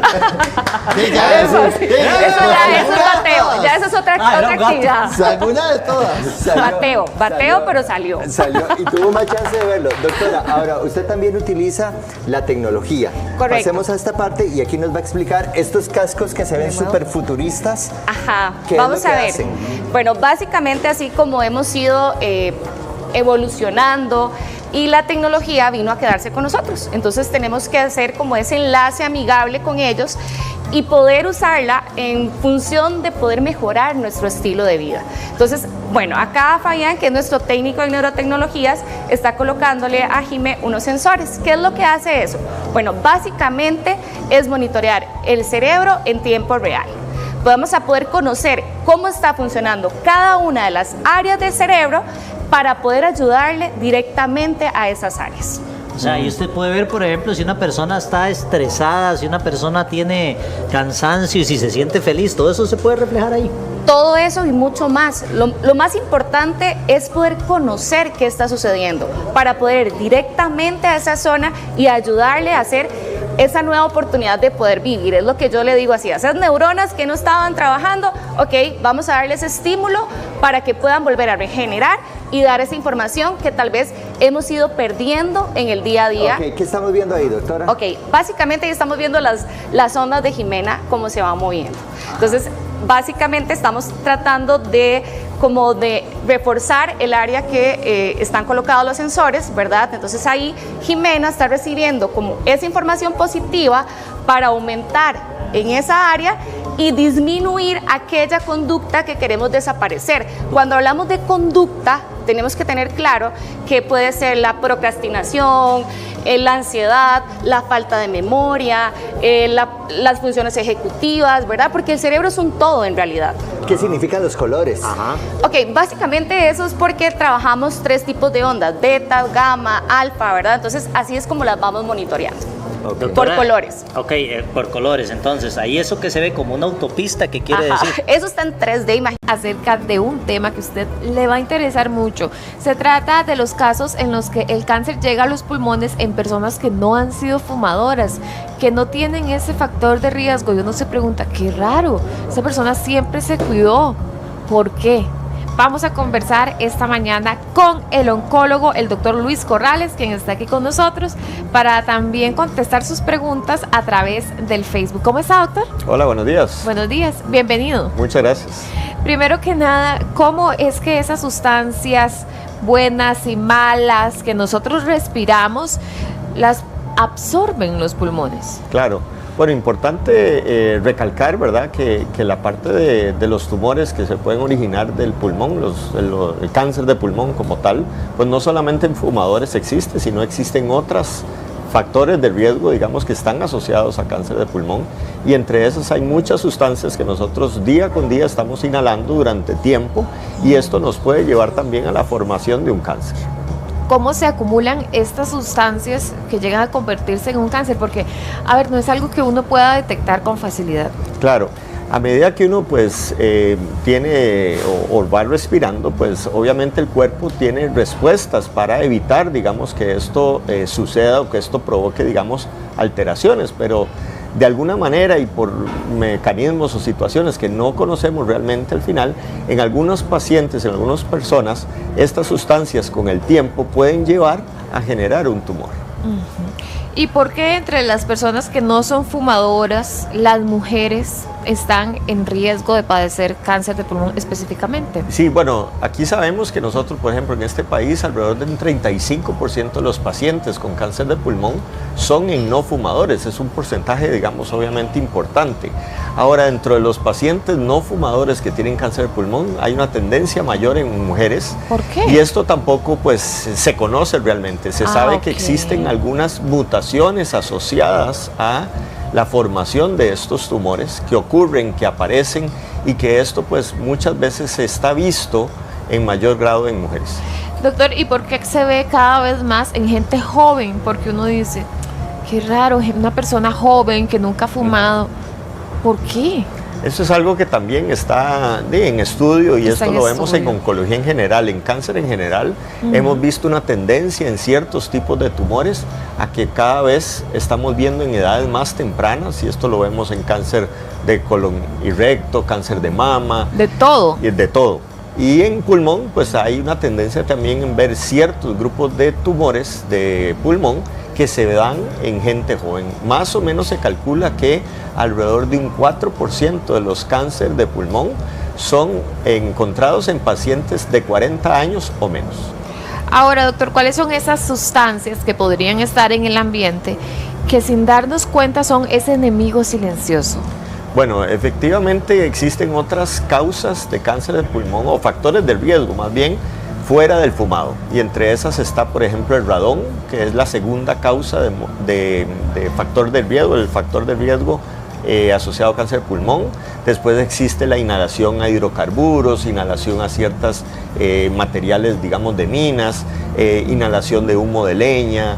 Entonces existen otros factores de riesgo que están asociados también a la formación de cáncer de pulmón. Acá pues no se da tanto como en otros países la minería, pero ¿cómo se puede obtener acá en nuestro país el radón?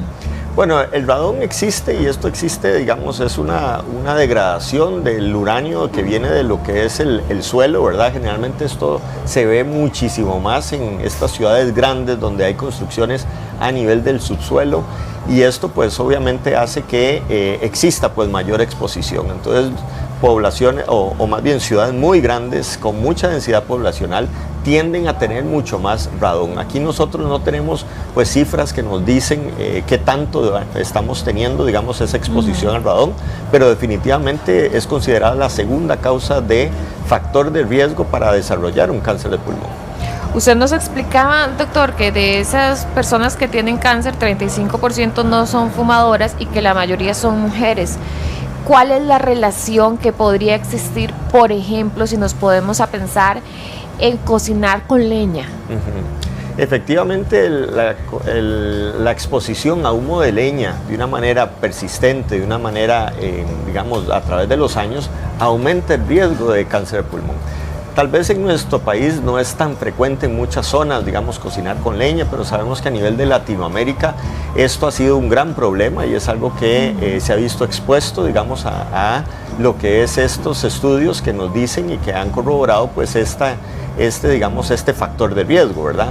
En nuestro país pues hay otros factores de riesgo que pueden estar, digamos, alterando la parte, por ejemplo, contaminación ambiental, la parte de lo que es ciertas infecciones que pueden estar también o que son más propensos los pacientes a llevar después de un tiempo a desarrollar un cáncer de pulmón. Pensando precisamente en nuestro país, una persona que, por ejemplo, trabaje o viva cerca de una gasolinera, que sabemos que eso siempre emite un olor evidente, o de alguna fábrica o de una construcción, ¿podría llegar a tener más riesgo y cómo puede prevenirse? Bueno, al final de cuentas la exposición, digamos, a lo que es inhalación de hidrocarburos es un factor de riesgo reconocido para formar un cáncer de pulmón. Pero son factores de riesgo. Esto no quiere decir que esta gente que está expuesta, digamos, siempre a lo que es esta inhalación, pues puede llevar, digamos, a desarrollar un cáncer. Es como hay muchos fumadores que nunca llegan a desarrollar un cáncer de pulmón. Pero lo que aquí tenemos que considerar son factores de riesgo, ¿verdad? Yo tengo más riesgo de padecer ese cáncer si al final pues estoy expuesto a estos factores de riesgo. No es una sentencia, pero podría pasarle más probablemente. Claro, es algo que tenemos definitivamente que mejorar. ¿Cómo empieza un cáncer de pulmón? ¿Hay algún síntoma que podamos ver? ¿Algo que nosotros como personas que no estudiamos medicina podemos observar? Sí, uno siempre pues de las cosas que uno educa más bien a nivel de la población es cualquier síntoma que se permanezca por más de 2-3 semanas, es importante siempre consultar. Para lo que es cáncer de pulmón, pacientes que vienen con tos, pacientes que vienen con falta de aire, pacientes que vienen con fatiga, con pérdida de peso, digamos, no justificada, pacientes que pueden tener, digamos, tos con sangre. Todos estos son cosas que definitivamente tenemos que abordar y eso se aborda, digamos, obviamente a nivel de la consulta, ¿verdad? Uno historia al paciente, valora si hay algún signo o síntoma que pueda uno hacernos pensar en algún tumor y ahí pues uno manda los estudios correspondientes. ¿Cuáles son los exámenes que ustedes envían para saber si la persona padece un cáncer? Bueno, ahí lo que uno valora, digamos, como es cáncer de pulmón, pues uno no ve, no puede tocar, digamos, que es muy diferente, palpar. Por ejemplo, exactamente, a un cáncer de mama, ¿verdad? Que tal vez la mujer se siente una pelotita y uno la puede sentir y uno puede tener una idea. en pulmón no, ¿verdad? Son cosas que uno no ve. Entonces, a veces cuando uno tiene esta sospecha por los diferentes síntomas, pues uno obviamente examina, hace el examen físico, y si no, pues uno manda ya sea una radiografía o ya sea una tomografía axial computarizada, un TAC, ¿verdad? Y con eso pues ya uno tiene una idea de qué es lo que estamos viendo a nivel de las imágenes. Siento que pues tal vez se trata de ver una imagen a veces y esta es plana. ¿En qué momento ustedes deciden hacer esa radiografía por capas para poder detectarlo de manera temprana? Sí, la radiografía lo que nos busca, sí, como usted dice, se ve en una dimensión. Si uno hace una radiografía, digamos, postero-anterior y lateral, pero digamos, si uno ya ve alguna sospecha mayor, uno manda un TAC. El TAC es mucho más, digamos, nos brinda una idea mejor de lo que es el tipo de nódulo o masa que uno está viendo, y de acuerdo a eso, pues ya uno, a nivel de equipo multidisciplinario, que siempre uno debe trabajar en equipo en esto, pues valora cómo hacemos la biopsia, que es al final lo que nos va a decir a nosotros si es algo bueno o es algo malo. Doctor, muchísimas gracias. No, muy amable. gracias. Gracias por acompañarnos. No, gracias. Muy amable. El doctor además es investigador, para que lo sepan. Gracias. Continuamos, Diego. Infecciones urinarias, presencia de sangre en la orina o cálculos en los riñones, todos estos síntomas nos pueden indicar que algo está pasando con nuestro cuerpo y que tenemos que atendernos con un urólogo. Y ojo, al urólogo no va solamente los hombres, también va las mujeres. Hoy nos acompaña el doctor Alfonso Marín, él es urólogo, quien nos va a orientar. Buenos días, doctor, ¿cómo está? Encantado de estar aquí de nuevo, muchas gracias. Doctor, ¿cuándo una mujer debe pedir cita con un urólogo? Bueno, qué dicha que lo dijiste, porque todo el mundo piensa que el urólogo es solo para los hombres.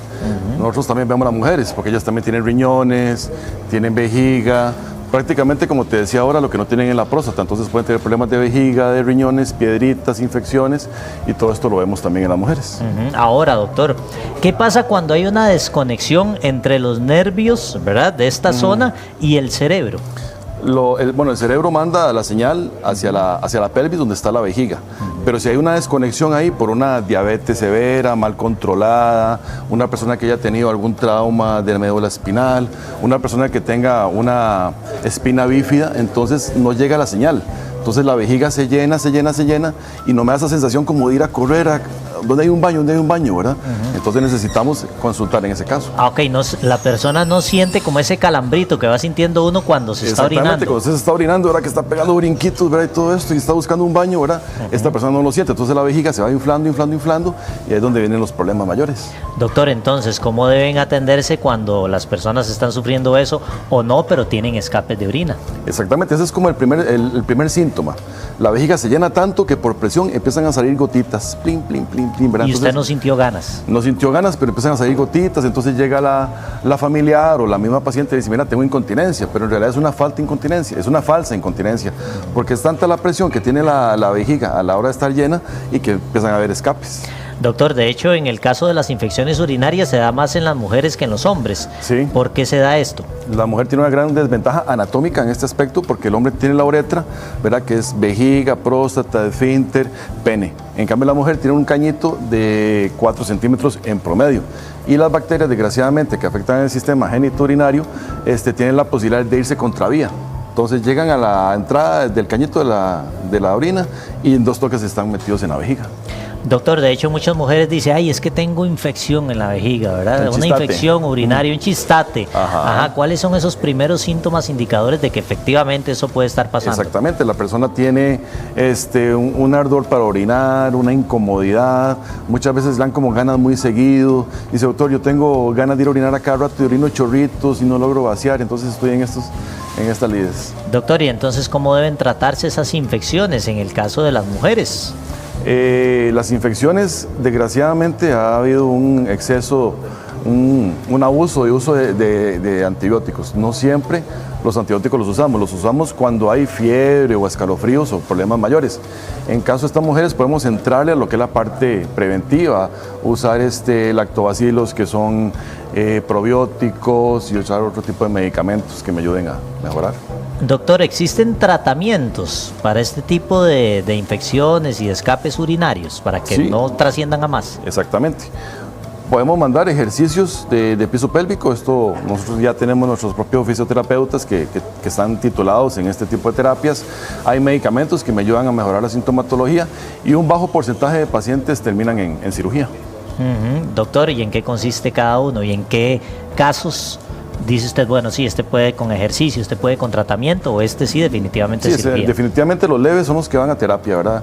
Los que tienen escapecitos leves y todo esto, entonces van al fisioterapeuta para que les haga ejercicios y eso les ayuda a mejorar el tono del esfínter para ver si logramos vaciar mejor.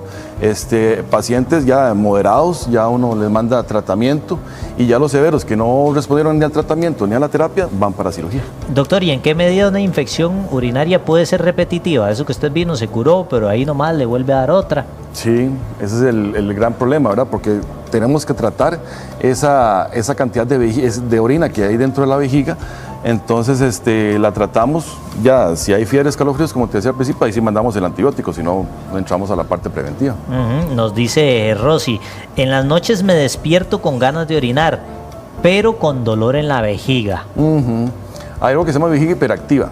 Okay, como te decía, la vejiga neurogénica, que hablábamos al principio, es la que se llena y no nos da la sensación.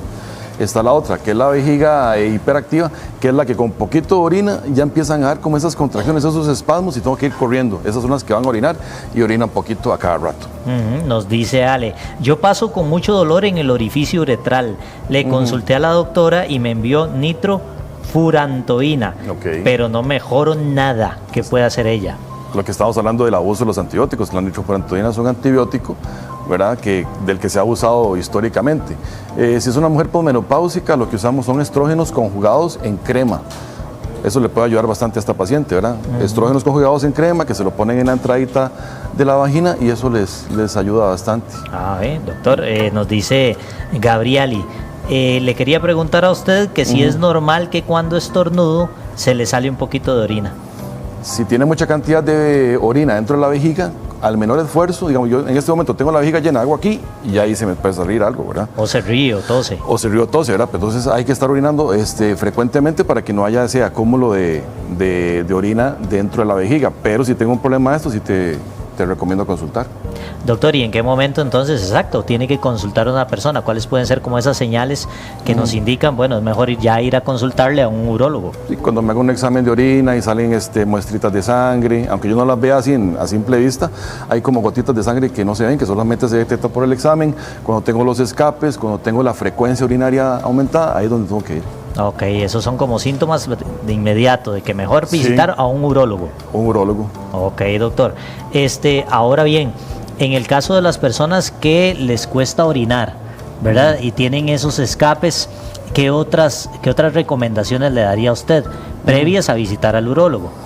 Primero que todo, tienen que hacerse los exámenes, el examen general de orina, se pueden hacer un urocultivo para complementar, un ultrasonido de vía urinaria, ir a orinar cada 2 horas aunque no tenga ganas, y si esto sale alguna alteración en los exámenes o los síntomas no mejoran, sí mejor ir de una vez. Nos dice Carla, doctor, yo salí pero con una bacteria en la orina y si tengo un olor muy fuerte en la orina, ¿qué podría tomar ella?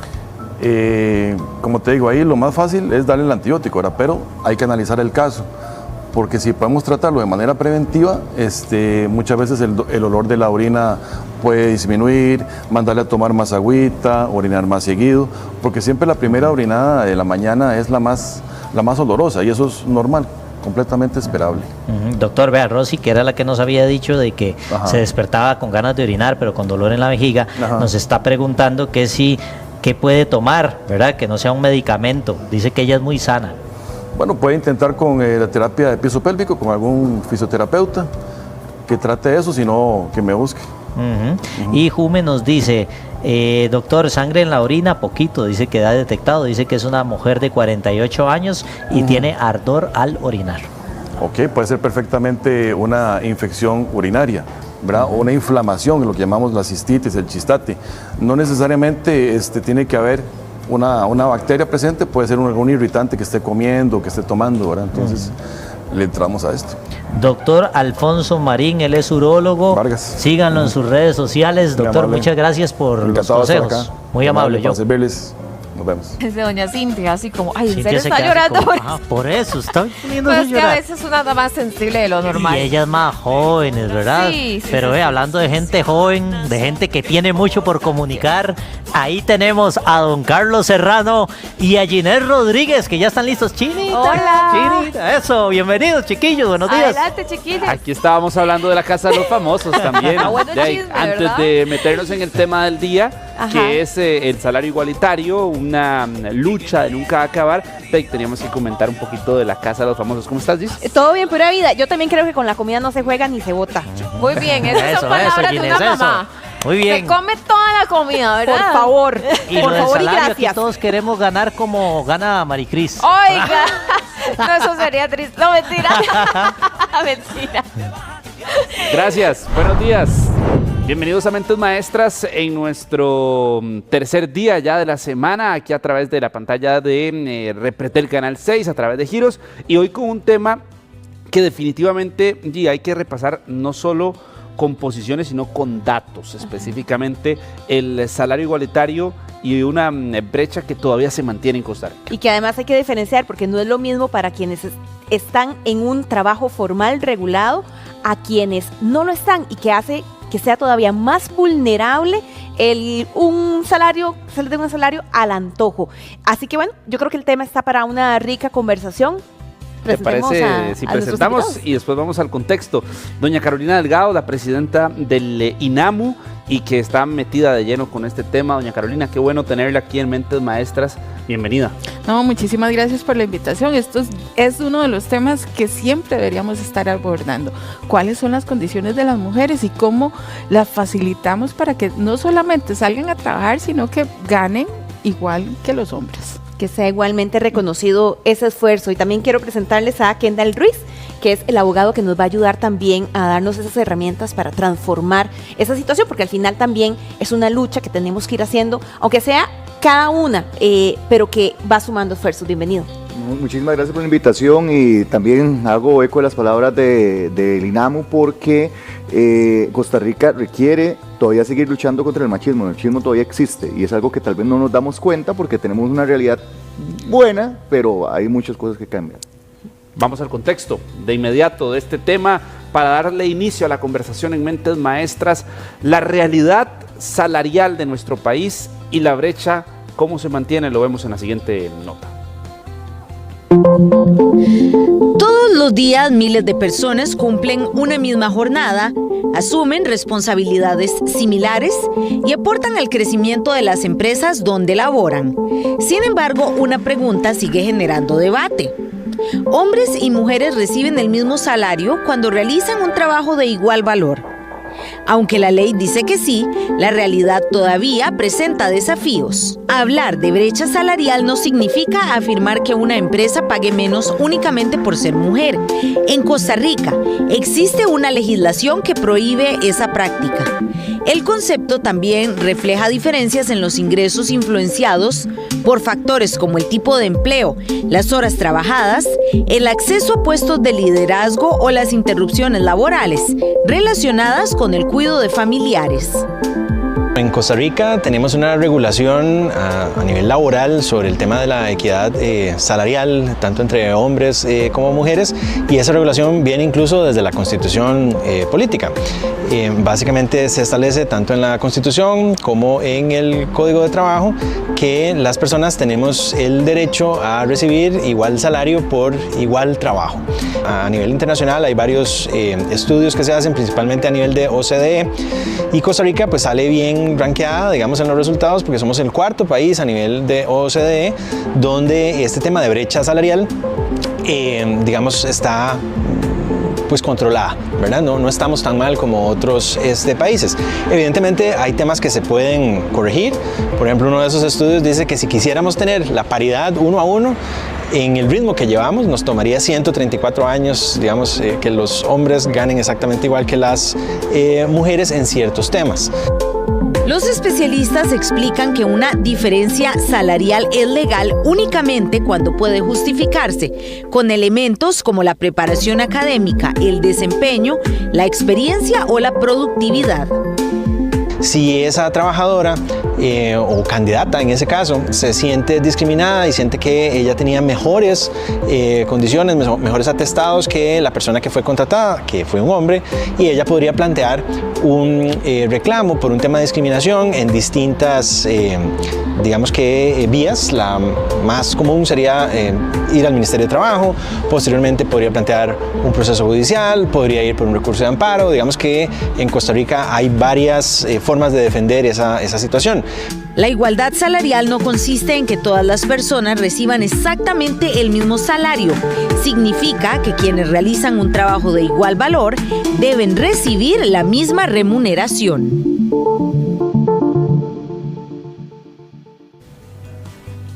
Bueno, el dato que tenemos actualmente es que por cada 100 colones que recibe un hombre de salario, las mujeres reciben 84 colones por ejercer las mismas funciones y desempeñar las mismas responsabilidades. ¿Ese es el contexto que tenemos actualmente, doña Carolina? Sí, bueno, no diríamos que todas las empresas trabajan de esa manera, pero sí hay una brecha salarial fuerte, no solamente las mismas labores, en algunos casos hasta las mujeres están más preparadas para asumir esas posiciones y aún así tenemos una diferencia salarial fuerte. Es decir, no nos están pagando por lo que estamos haciendo y que sí le están pagando a los hombres. Hay una frase que decía en la nota que me llama mucho la atención y la mencionaba fuera de cámaras, es: no estamos tan mal, pero ¿cuál es el punto para estar bien? Porque si nos comparamos con el resto, según la OCDE, Costa Rica está en el cuarto lugar de Latinoamérica y el Caribe con la menor brecha salarial. Pero ¿qué significa no estar tan mal y cómo hacemos para estar bien, doña Carolina? Es que no nos podemos comparar. Costa Rica ha trabajado en temas de derechos laborales desde hace muchísimo tiempo. Hemos trabajado en derechos políticos y hemos trabajado, cuando nosotros empezamos con la red de cuido, apenas alguna gente tenía la idea de poder hacer esto. Entonces, no podemos compararnos, más bien tenemos que ver nuestro universo en Costa Rica para ver hacia dónde nosotros tenemos que trabajar. Y además eso es una manera de decir, ¿para qué vamos a seguir avanzando? ¿Cierto? Si estamos mejor que otros países. Yo creo que eso no debería ser una justificación de no hacer labor, especialmente con el sector privado, en este tema particular. Este porcentaje que estaba mencionando ahora de 84% versus el 100%, estamos hablando de los trabajos formales. Ajá. ¿Cómo cambia la situación en otros escenarios? Bueno, realmente se amplía muchísimo más porque el trabajo informal pasa por muchos otros elementos, ¿verdad? Que tiene que ver con el cuidado. Por ejemplo, ¿qué hace la mujer? Si tiene que cuidar a sus hijos o a sus papás o a alguien enfermo en la familia, toma trabajos parciales. Y a veces, al ser informales, con muchísima menor paga que tendría un trabajo formal. Y entonces, ¿qué tenemos? Una mayor diferencia de la que podríamos nosotros valorar, digamos, en trabajos formales. Difícil medirlo, lo dijimos hace unos minutos. Entonces, ¿qué es lo que está sucediendo? Que hoy las mujeres están fuera, digamos, se emplean menos que los hombres, también eso es una brecha importante, y cuando trabajan en el sector informal ganan muchísimo menos, ¿verdad? Porque sus necesidades de cuidado, de atención de la familia, la hace tomar trabajos parciales. Que lo repasábamos en el dato y ahorita lo tendremos en pantalla.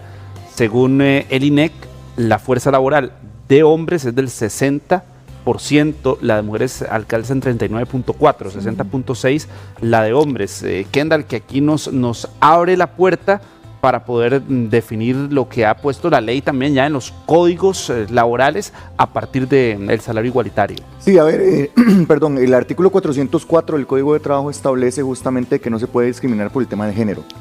Y a mí me llama la atención que todavía en Costa Rica se sigue poniendo en las campañas, cuando se denuncia un puesto de trabajo, se pone con género, se pone hombres o mujeres, y eso no se debería hacer, y a pesar que está expresamente establecido. Entonces, por ejemplo, se coloca recepcionista, secretaria, y de repente está bien, puede ser hombres y mujeres, pero también casi que está pensado que el puesto es para mujer.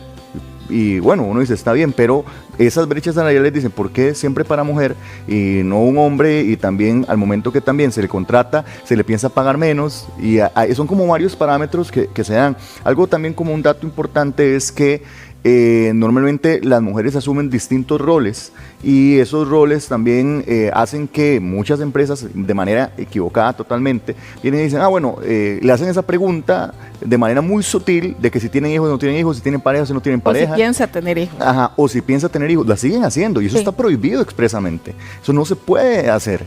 No, de hecho, si ellos, y también a veces no las hacen, pero investigan en el Tribunal Supremo de Elecciones, que dicho sea de paso, que en buena hora, que ahora se va a empezar a regular ese acceso y se va a poder saber quién va a acceder a esos datos. Muy bien. ¿Por qué? Porque entonces va a decir la empresa, por esto fue que tomaste esta decisión. Claro. Entonces, ¿qué pasa? Que ellos analizan si se tiene pareja, si tiene hijos. Esa pregunta de si piensa tener hijos es terrible. Bueno, la siguen haciendo y entonces dicen, no encaja en el perfil porque necesitamos que haya una estabilidad laboral de tanto tiempo.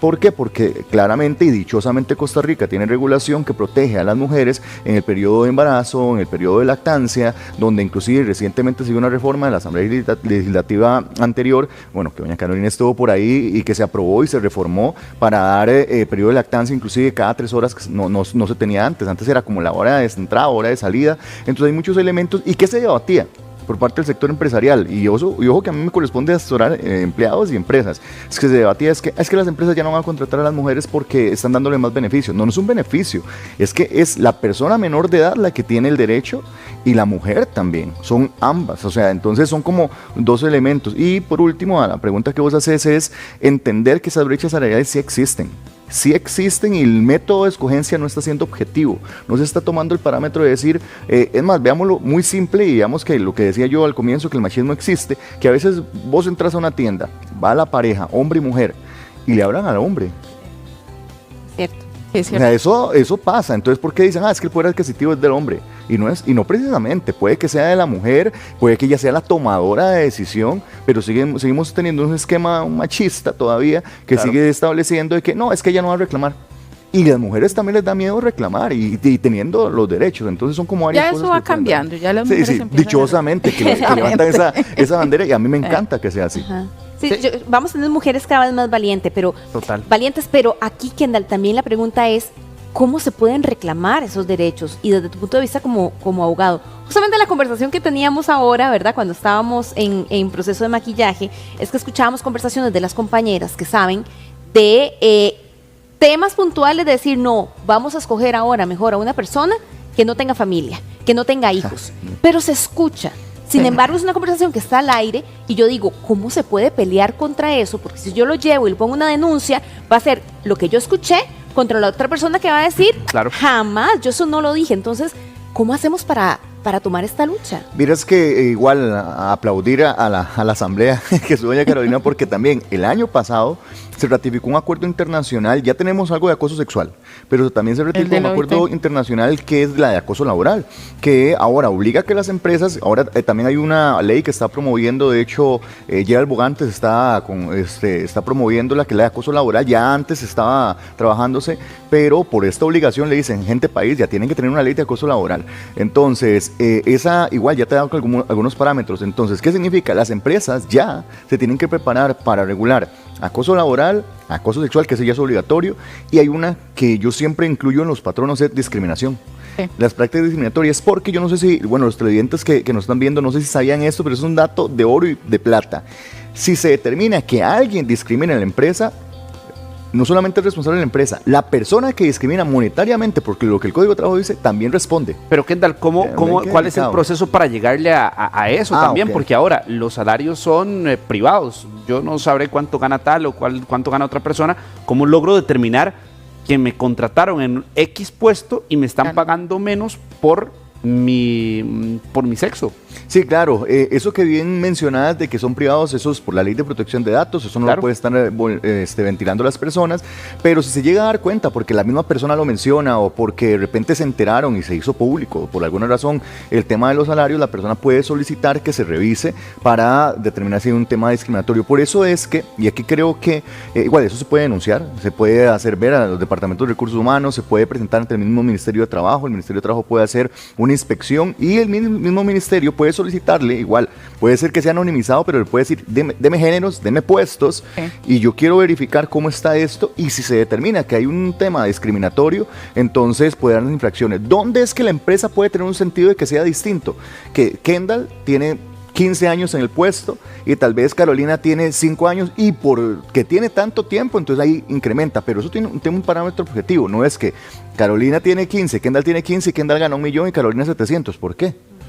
O tal vez porque Kendall tiene una maestría y Carolina tiene un doctorado, y entonces uno dice, qué raro, ella tiene un doctorado y Kendall tiene una maestría, porque ella gana 700, ¿ves? O sea, sí me explico. Entonces, todos esos parámetros, y sí se pueden denunciar al Ministerio de Trabajo, juzgados, y también, bueno, el INAMU es un lugar donde pueden acudir claramente. Kendall, yo lo que te escuché ahora decir es que los patronos, las empresas están en la obligación de tener todo esto que estamos hablando definido. O sea, cuál es el procedimiento, si hay una detección de brechas, si hay un tema de discriminación, todo esto debería estar ya en las empresas. Sí, debería. Es más, no hay tanta información que a veces caemos en desinformación. Como hay tantos cambios que se han dado a través del tiempo, las empresas asumen que están haciendo las cosas bien y tal vez no se actualizan. Yo soy del pensar que las empresas tienen que tener una asesoría preventiva. No que no sean reactivos, sino que sean preventivos. Entonces, lo que bien mencionas, deberían tener una regulación de acoso laboral, acoso sexual, de discriminación. Inclusive hay normas actuales de prácticas anticorrupción y las empresas no lo saben. No lo saben. Y todo eso ya lo deberían tener regulado en los centros de trabajo, en políticas internas. Ni siquiera tienen que ir al Ministerio de Trabajo para que se les avale un reglamento. Lo pueden tener en políticas internas, en regulación que ellos manejan. Los invitamos a que nos envíen sus audios. Si tienen algún caso, por ejemplo, que quieran exponer, que se pueda exponer para repasarlo con Kendall, repasarlo con doña Carolina también, lo pueden hacer al 8883-1111. Hola, soy fulanito de tal y este fue mi caso, esta es mi situación, y que nos cuenten también estas experiencias. Doña Carolina, antes hablábamos, y Ginés lo exponía bien, de los trabajos formales, los trabajos informales, pero también hay una separación entre los trabajos, entre los entes públicos y los entes privados. Y aquí sí hay hay un check para los entes públicos, porque usted nos explicaba que la equidad es al 100%. Al 100%, porque ahí lo que se regula es la clase de puesto, no se regula si es un hombre o es una mujer, no importa, porque digamos las instituciones definen esos puestos y el salario que le corresponde a esos puestos y los pluses, ¿verdad? En algunos casos que podrían tener dependiendo de algunas habilidades o capacidades, ¿verdad? Entonces, a nivel del sector público es algo que ya debería estar superado.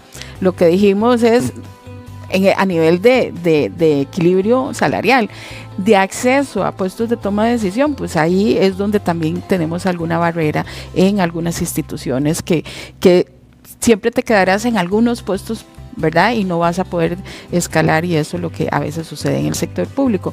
Pero a nivel privado, sí, a nivel privado no existe ese control ni esa verificación que se hace, y también a nivel público todo es público, diríamos, ¿verdad? Entonces usted pide la información, cuál es la clase de puestos y cuáles son la escala salarial que deberían tener eso. Todo eso se publica en decretos y realmente, digamos, no hay manera de que alguien se brinque algún salario o tenga alguna diferencia. Bueno, y que a nivel público, además, estamos en un periodo histórico por lo que sucede en la Asamblea Legislativa. Claro. Por primera vez en la historia de nuestro país tenemos 30 diputadas y 27 diputados. Hay una mayoría femenina. Realmente esta es la segunda asamblea en paridad. La primera fue la anterior, que tuvimos una mujer menos, porque la paridad es una diferencia de +1, ¿verdad?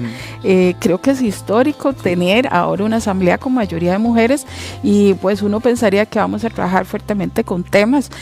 Vamos a ver, nada está terminado, diríamos. En el tema de derechos y en temas de violencias, nada está terminado. Siempre le digo a todo el mundo, la violencia es súper creativa.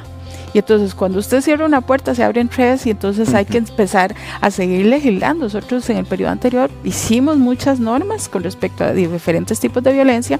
Como decía Kendall, hay que actualizarse sobre esos tipos de violencias para que las personas, ¿verdad?, puedan conocer cómo atenderlas y cómo poderlo hacer. Nosotros desde el INAMU damos una atención no solamente desde el punto de vista legal, sino psicológico, y tenemos trabajadoras sociales para atender este tipo de casos y orientarlas hacia dónde tienen que caminar, cuáles son los primeros pasos, porque lo que pasa con las mujeres es que la primera pregunta es, ¿esto de verdad está pasando?, ¿verdad? Porque lo primero es que no saben si realmente están sufriendo una discriminación o sufriendo algún acoso, ¿verdad? Que estábamos conversando ahorita, y la primera pregunta es, ¿de verdad lo estoy viviendo? Y a partir de ahí, cuando ella toma conciencia, es cuando ya, ahora sí, ¿qué hago?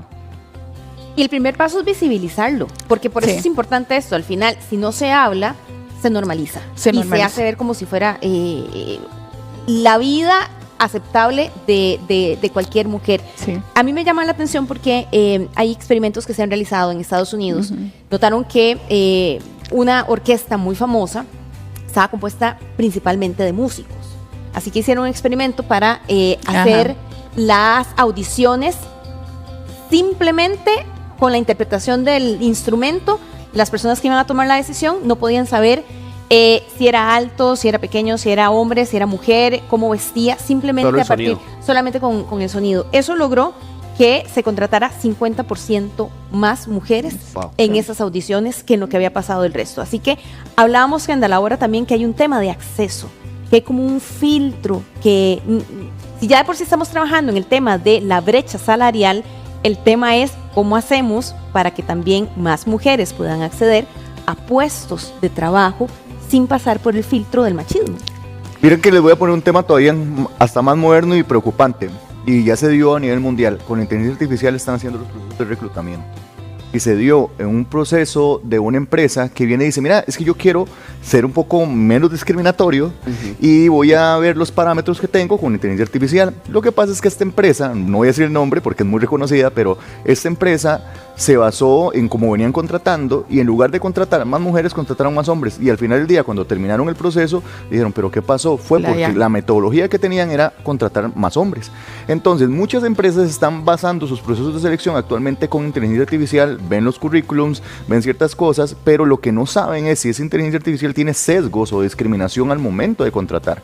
Y eso, ojo que ya el proceso antes también era muy manual, todavía sigue siendo manual, donde uno revisa y demás, en que inclusive se daba el tema de las fotografías, lo que bien mencionas. Pido la fotografía. Bueno, la fotografía puede pedirse o no, pero al final del día también hay otros temas, y por eso me encanta esta sección de ustedes, que la protección de datos personales. Desde el momento que estás en la selección, las empresas deberían tener algo que se llama consentimiento informado, que la persona que aplica sepa cómo se están manipulando sus datos, cómo están enviando esta información y qué va a pasar con la información. Y si yo digo, no, yo ya no quiero que se tenga mi currículum por ahí, porque hay demasiada información que vos le estás dando tu vida en un currículum a la persona, los teléfonos, los correos electrónicos y un montón de cosas más. ¿Qué quiero decir con esto? Los procesos lo que tienen que hacer es estandarizarse de forma tal que ni la persona que está reclutando ni la inteligencia artificial tenga ningún sesgo, y que simplemente se haga a partir del puesto, del perfil de lo que se quiere, lo que se busca, y también de repente si quieren algunos elementos de valor extra, pues lo ponga, como lo que uno dice preferiblemente, pero que no sea por género, sino que se estandarice a partir de ahí para que los riesgos no sean ni el reclutador ni de la empresa que está haciendo este proceso. Y al final el sesgo humano se traslada a la IA, porque usted le enseña a la IA cómo hacerlo, entonces el sesgo dice lo que quieres escuchar. Exactamente. Totalmente. Y te lo dice bonito, además. Te lo dice bonito. Vamos a la sabiduría popular de la que siempre tenemos aquí en Mentes Maestras. Con respecto a este tema, nos fuimos a la calle a preguntarle a la gente si lo ha vivido, si lo reconocen en sus empresas, qué está pasando, qué pasa con los salarios igualitarios en Costa Rica. Esto nos dice la gente. De allí, es que eso depende del estudio, porque el problema es que hay mucha mujer que no tiene estudio. O sea, yo no estoy en contra de que ganen menos o ganen más. El problema es el estudio que se tenga para llegar a eso. Creo que sí, porque pongamos en el ámbito profesional, si cada uno estudió y sacó la misma carrera de la misma forma, llevó los mismos años, tiene los mismos títulos, no veo por qué tenga que haber una diferencia con respecto a... Hay trabajos que la mujer puede hacer igual que el hombre, hasta mejor todavía. Los trabajos de computación y esas cosas está muy parejo. Hay trabajos fuertes en construcción que igual las mujeres lo hacen también, pero no con la misma fuerza del hombre, pero igual sacan la tarea a la manera de la mujer y lo hace bien. Y la mujer le pone mucho empeño a todo lo que hace. Yo pienso que sí. Sí, claro. ¿Por qué razón? Porque somos iguales. Claro que sí, porque si usted trabaja las 8 horas y una mujer trabaja las 8 horas, ¿qué diferencia hay? La diferencia que puede haber es en el concepto del trabajo en sí. Si usted está trabajando en la calle y otro está trabajando en la oficina, eso no le da para que usted, a la mujer le pague menos y al hombre más. Obviamente, porque no tiene nada que ver el género con la cantidad de dinero que uno pueda ganar. Actualmente existen muchas personas, yo tengo hijas profesionales, son ingenieras y ganan menos por ser mujeres. Entonces estoy de acuerdo que debe haber una equidad, porque obviamente que es el mismo trabajo y se ha estudiado igual. Entonces sí considero que debe ser equitativo.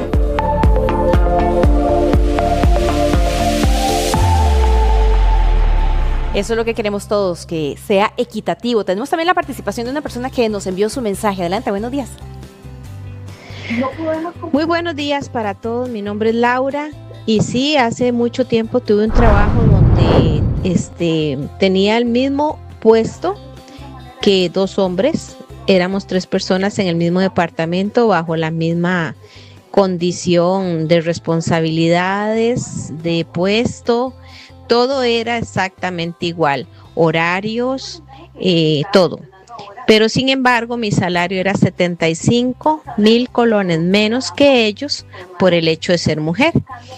Aunque yo tuviera mejores estudios académicos que mis compañeros. Muchas gracias, Kendall. ¿Qué hacer en estos casos? Sí, claro. Como mencionábamos, hay muchos mecanismos. Yo siempre he pensado en la resolución alterna de conflictos y agotar vías. Primero empezar con la parte patronal, consultar. Pasa que no todas las empresas tienen como departamentos de recursos humanos, hay algunas que son muy chiquititas, otras que son más grandes, pero siempre consultar, mira, tengo esta duda, porque hay un tema que uno siempre dice, la falacia de asumir. Cuando vos asumís, es un problema. Entonces mejor, mira, es que yo tengo entendido que está pasando esto, ¿podrías aclararme? Si ya se aclara el tema, entonces ya decir, ¿por qué tengo esta condición? ¿Me puedes decir? Y entonces ya teniendo los elementos de prueba, que al final del día no es de la persona, es del patrono el que tiene los elementos de prueba, que tiene que probar esto, entonces ya puede empezar a hacer los reclamos ante el Ministerio de Trabajo, ante juzgados, y bueno, como un apoyo, como un órgano que puede también hacer ver esto, es el INAMU, como un órgano colaborativo, pero estos en materia laboral pueden ayudar para determinar si es una práctica discriminatoria. Vamos a la pausa, ya venimos con las conclusiones de doña Carolina, de Kendall también, para cerrar con este tema del salario igualitario, una lucha de nunca acabar hoy en Mentes Maestras. Ya venimos.